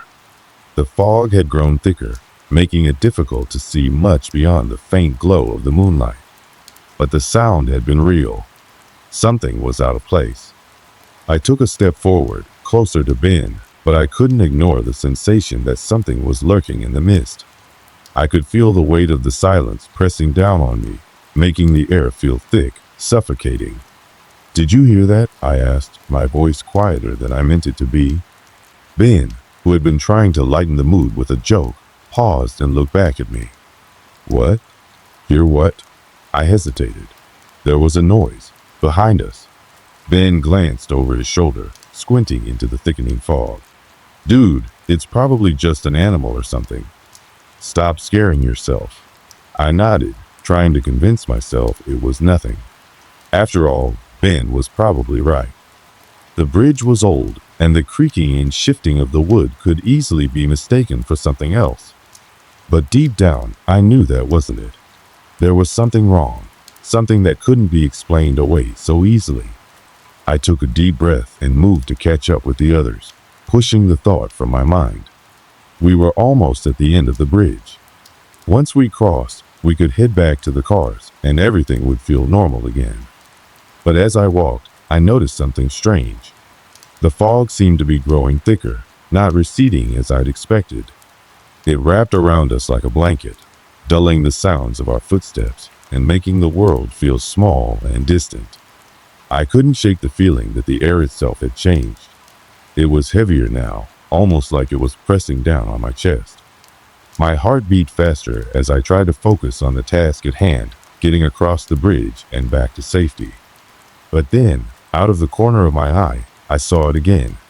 A shadow moving just beyond the edge of the bridge. It was barely perceptible, but I could make out the outline of a figure standing still in the mist. My breath caught in my throat, and I stopped dead in my tracks. "Guys," I whispered, my voice trembling slightly. "Did you see that?" They all turned to look at me, their faces confused. "See what?" Ben asked, his brow furrowing. I pointed toward the edge of the bridge, but the shadow was gone. The fog had swallowed it up, leaving nothing behind but an empty stretch of wood and silence. "I swear I saw something," I muttered, shaking my head as if to clear the lingering image. But the others just laughed it off. "Come on, man," one of them said. "You're just spooked. Let's keep going." I hesitated for a moment, but I didn't want to seem like I was overreacting. So I took another step forward, determined to brush it off. We continued on, but with each step, the feeling of unease only deepened. It was as if the bridge itself was pushing back against us, resisting our presence. We finally reached the end of the bridge, but I couldn't shake the sensation that something was still watching us, still lurking in the shadows. We stood there for a moment, catching our breath, before turning to head back. But as we began our walk back, I noticed something even stranger. The sound of footsteps. At first, I thought it was just our own footsteps echoing across the bridge, but they were too in sync with ours, too deliberate. I turned around quickly, expecting to see one of the others behind me, but no one was there. The footsteps continued, matching our pace, but there was no one visible in the fog. "Ben," I whispered urgently, grabbing his arm. "Can you hear that?" He stopped and listened, his face going pale. What the hell? The footsteps were still there, following us, step for step. The others heard it now too. We all froze, listening as the footsteps grew louder, more pronounced. It was as if someone was walking right behind us, breathing down our necks, but we couldn't see them. Panic set in. I could feel my heart racing as I spun around, my eyes frantically scanning the fog for any sign of movement. But there was nothing. Just the empty stretch of the bridge. "Let's go. Now," Ben said, his voice tight with fear. Without a word, we started running back to the cars, the sound of the footsteps still echoing behind us. Each step felt heavier, faster, and with every passing second, I could feel the cold, clammy grip of fear tightening around my chest. When we finally reached the cars, we didn't look back. We jumped in and slammed the doors shut, hearts pounding in our chests. We didn't speak for a few minutes, the silence between us thick with fear. I glanced out the window, half expecting to see something standing in the fog, waiting for us. But there was nothing, just the empty road ahead. We didn't say a word as we drove away, but I could feel the tension in the air. Something had followed us back from that bridge, and I couldn't shake the feeling that whatever it was, it hadn't finished with us yet. The days following our experience on the bridge were filled with a constant unease, a feeling that something was lingering just out of sight. At first, I tried to brush it off. It had been a weird night, sure, but there were logical explanations for everything. The footsteps, the strange sensation in the air, those were just the product of our minds working overtime, a combination of the eerie atmosphere and our nerves. But as time went on, it became harder to ignore the signs that something wasn't right. Small things at first, objects out of place, strange noises in the night, fleeting glimpses of movement when no one else was around. The kind of things that are easy to dismiss on their own, but start to add up when they happen over and over again. One night, a few days after we crossed the bridge, I was sitting at home, alone, scrolling through my phone when I heard something. A faint scratching sound coming from the kitchen. It wasn't loud, just enough to make me pause, my fingers hovering above the screen. I listened carefully, trying to figure out what it was. It came again, a sharp, deliberate scrape against the wall, like nails dragging slowly across the surface. I froze. My heart started to race. I tried to rationalize it. Maybe it was just the wind outside, or the house settling, but it didn't feel like that. It felt too intentional, too sinister. I slowly stood up from the couch, moving cautiously toward the kitchen. My feet made no noise on the hardwood floor, but I could feel the hairs on the back of my neck standing up. Every step felt heavy, like I was walking through molasses.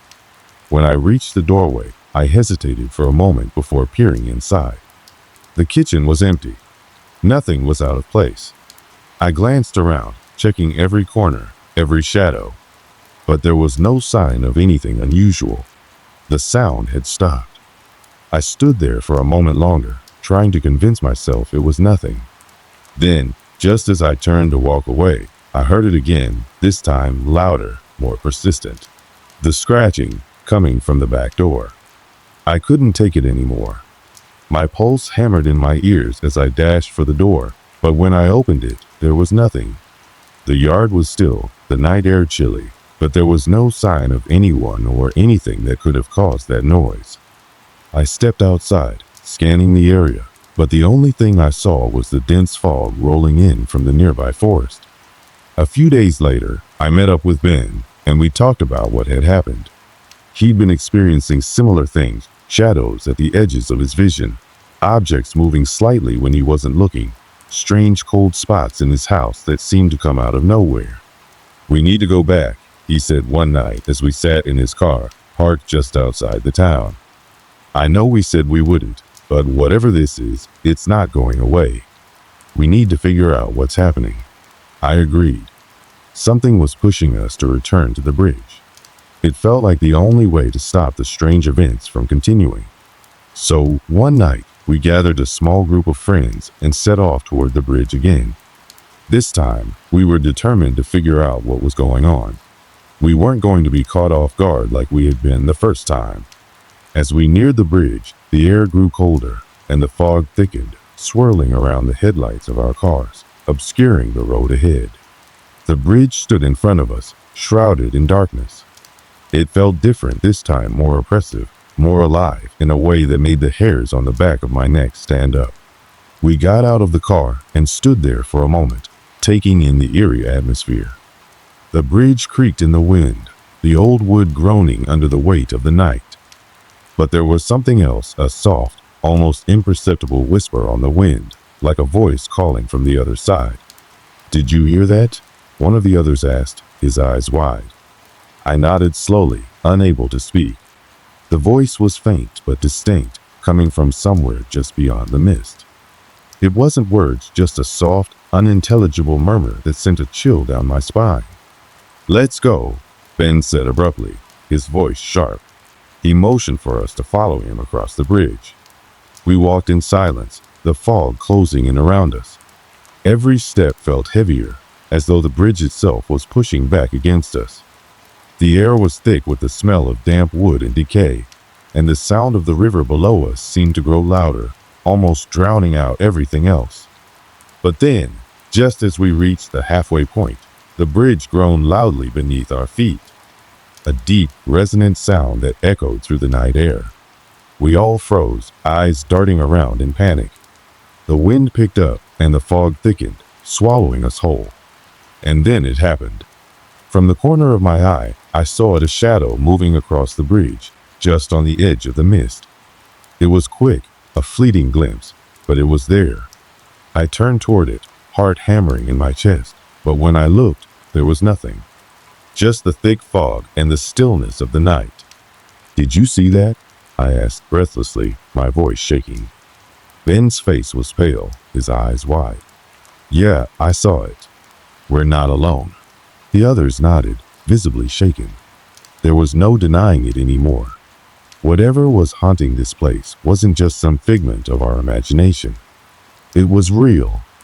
We continued on, but the tension in the air grew unbearable.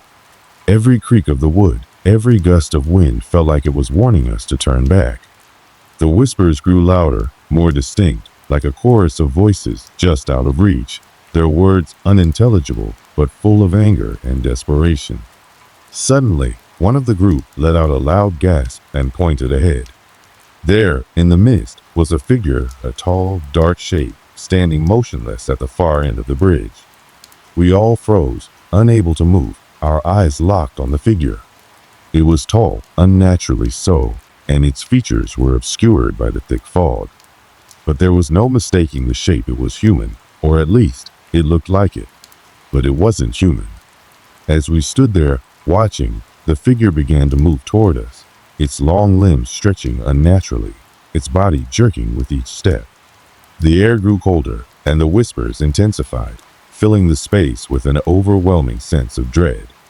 Ben was the first to break the silence. "We need to get out of here. Now." We turned and ran, our feet pounding the old wood beneath us, the sound of the footsteps behind us matching our own, growing louder and louder. The mist closed in, blurring our vision, but we didn't stop running. We reached the end of the bridge, and I didn't look back. The others didn't either.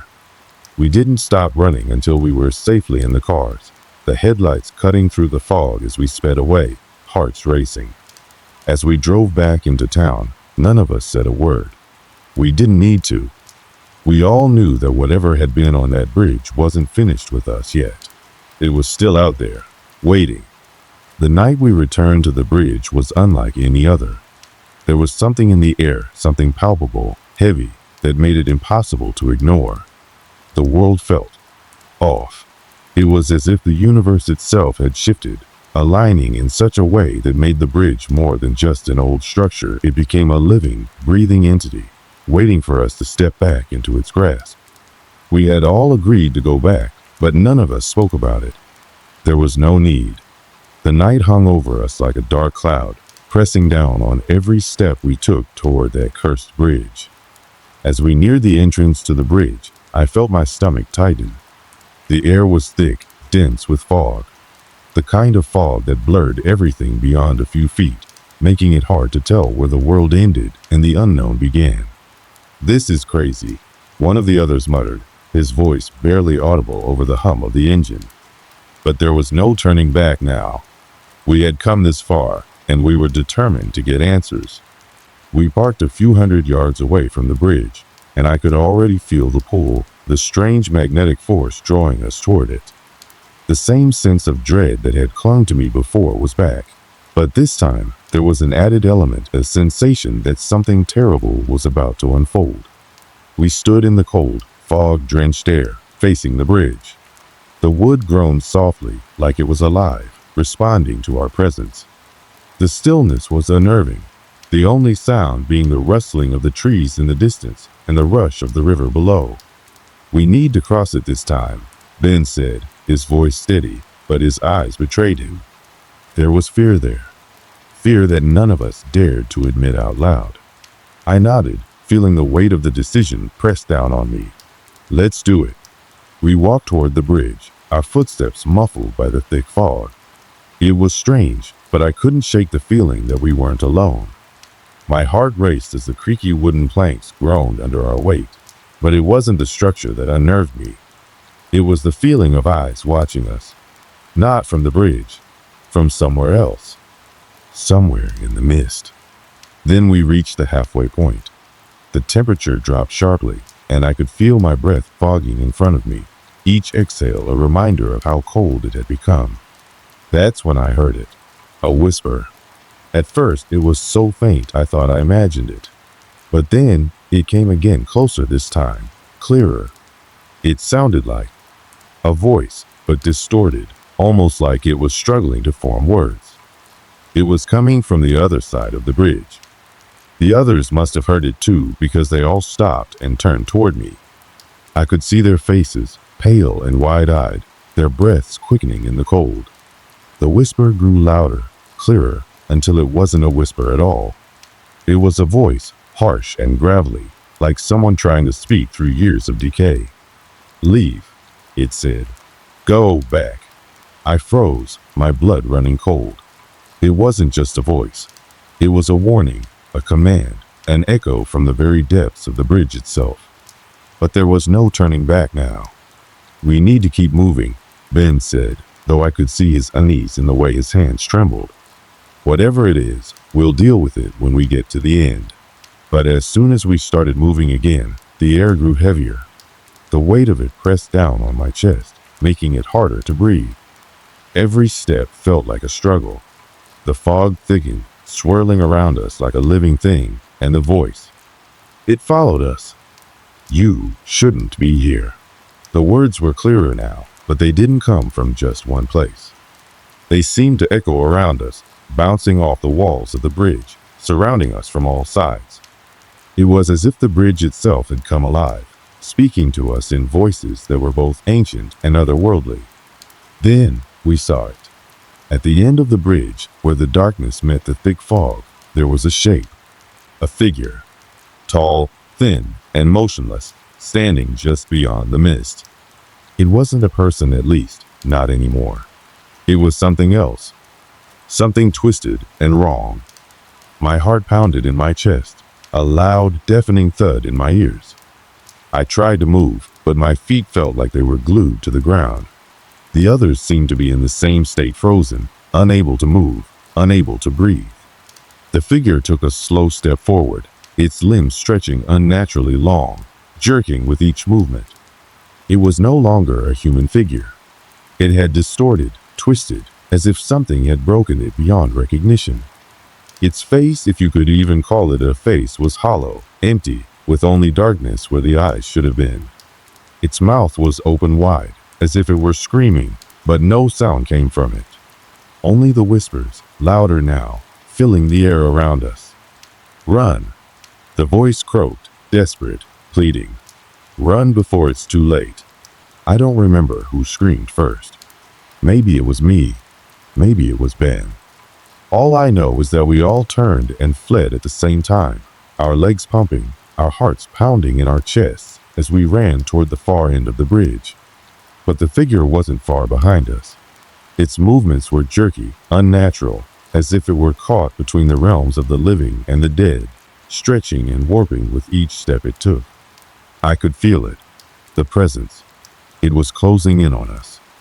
The whispers were deafening now, and the fog grew so thick that I could barely see anything in front of me. I was running blind, my heart racing in terror, but I couldn't stop. I couldn't slow down. We made it to the edge of the bridge, our feet pounding the gravel on the far side. But just as we reached safety, I felt a cold hand, no, not a hand, something cold and sharp, brush against my shoulder. I whirled around, but there was nothing there. Nothing but the fog. The others were breathing heavily, their faces twisted in fear and exhaustion. We didn't stop to talk, didn't stop to catch our breath. We just kept running, as far as we could, as fast as we could. We didn't speak a word until we reached the safety of the nearest town, breathless, panicked, too terrified to look back. What could we say? None of us wanted to acknowledge the nightmare we had just witnessed, and the weight of our fear made any attempts at conversation seem trivial. It was as if, by speaking about it, we might bring it back to life, somehow awaken the thing we had escaped. The drive back to the nearest town was quiet, almost too quiet. The usual chatter between friends was absent. Instead, there was a tension in the air, a thick, suffocating silence that we couldn't shake. We all kept our eyes fixed on the road ahead, as if looking anywhere else might conjure up the image of that thing that had been waiting for us on the bridge. We didn't stop until we were back in the safety of the small town. The comfort of a bustling street and bright lights didn't fully erase the terror we'd experienced, but it helped. For the first time that night, I felt like I could breathe again. But even that sense of safety was fleeting. We all went our separate ways when we reached the town. Ben went to his apartment, and the others, too, retreated into their own spaces. But I couldn't shake the feeling that something was still with me. That something had followed me back from that bridge. I tried to sleep, but sleep wouldn't come. Every time I closed my eyes, I saw it. The figure. The distorted, twisted thing that had crossed the bridge with us. Its hollow eyes. Its open, gaping mouth. I could still hear the whispers, still feel the breath of that thing on my neck, urging me to run faster. The next day, I called the others. We had to talk about it, didn't we? But when I reached out, no one answered. Not at first. It wasn't like them to ignore my calls, so I tried again. And again. The third time, I heard from Ben. "Hey," I said, my voice breaking the tension that had built up between us. "We need to talk about last night." There was a long pause before he spoke again, his voice hoarse. I can't talk about it right now. It's too much." I was confused. "What do you mean?" "We need to understand what happened." Ben's voice cracked, his words rushed and panicked. "You don't get it. It's not over.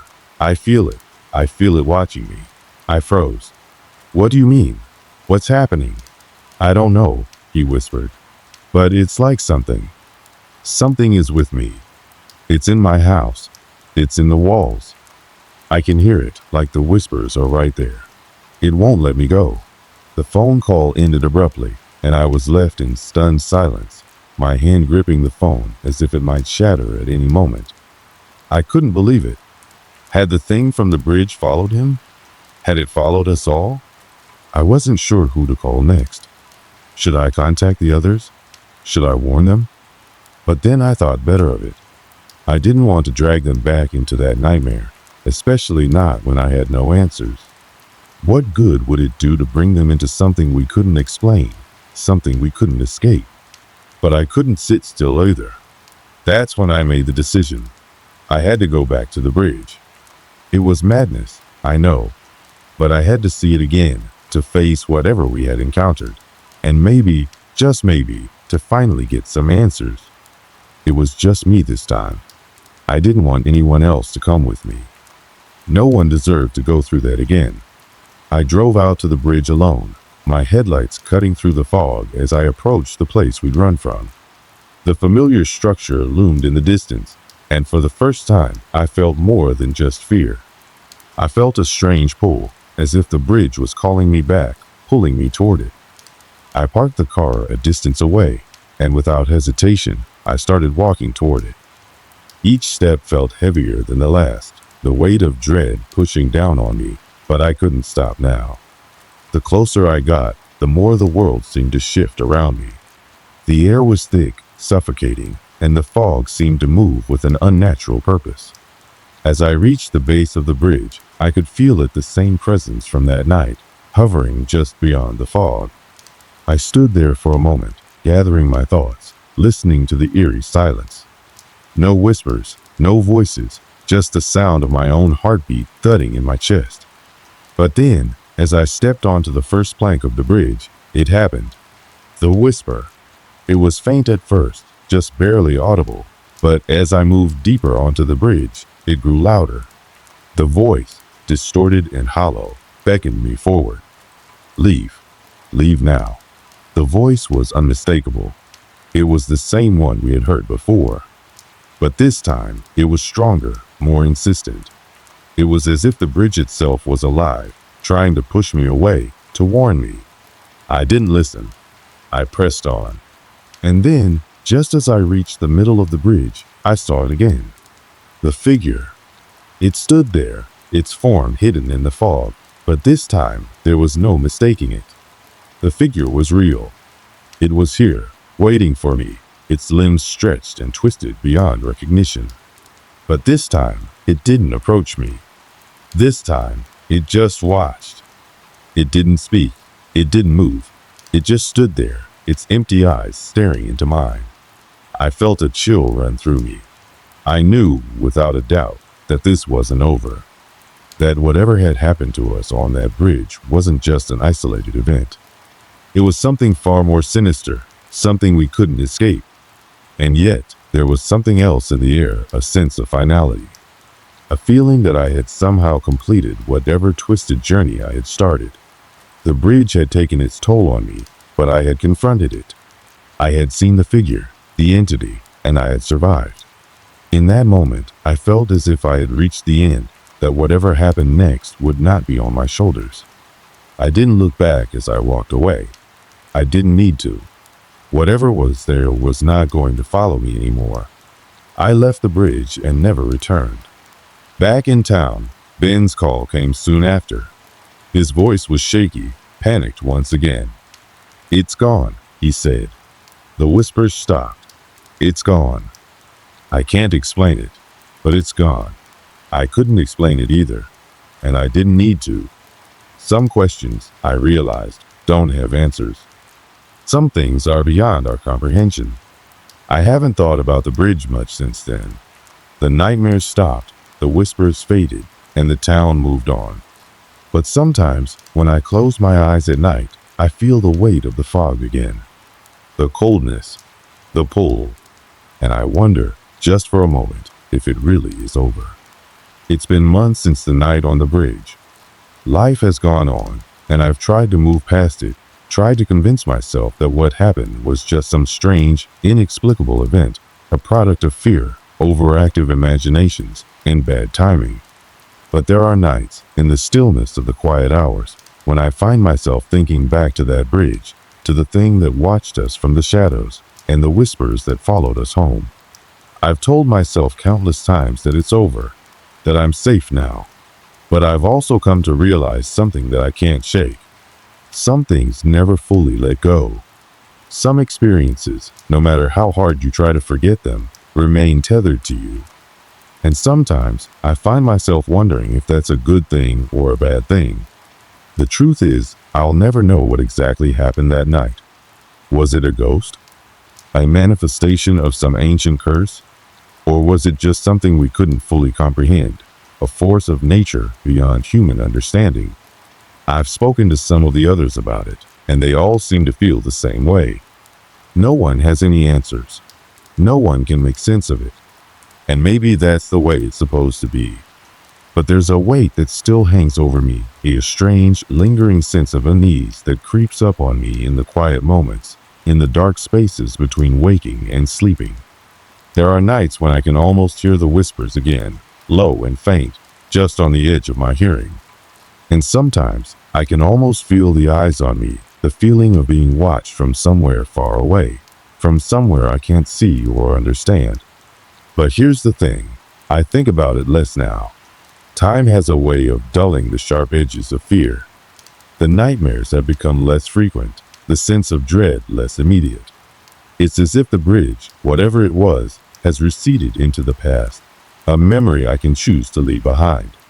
There's comfort in that, even if I know it's not entirely true. In a way, though, the bridge changed something in me. Maybe not in a way I would have chosen, but it's hard to deny the impact it left. There's a heightened awareness of the things around me now, a deeper sense of caution, of understanding that not everything is as it seems. Sometimes the most normal places can hide the darkest secrets, and sometimes we have to face things we can't explain. I've never been back to that bridge, nor do I have any plans to. But I've come to realize that the bridge is not just a place, it's a memory, a symbol of something larger than itself. A reminder that some lines are better left uncrossed, and some places are not meant to be disturbed. It taught me to respect the unknown, to never take for granted that there are things beyond our control, things that we might never fully understand. As for the others, they've all gone on with their lives too. We don't speak much about that night anymore. It's as if the memory has faded in the daylight, overshadowed by the mundane challenges of everyday life. I think we all needed to move on, to pretend it never happened. But in the back of our minds, I know that none of us will ever be the same.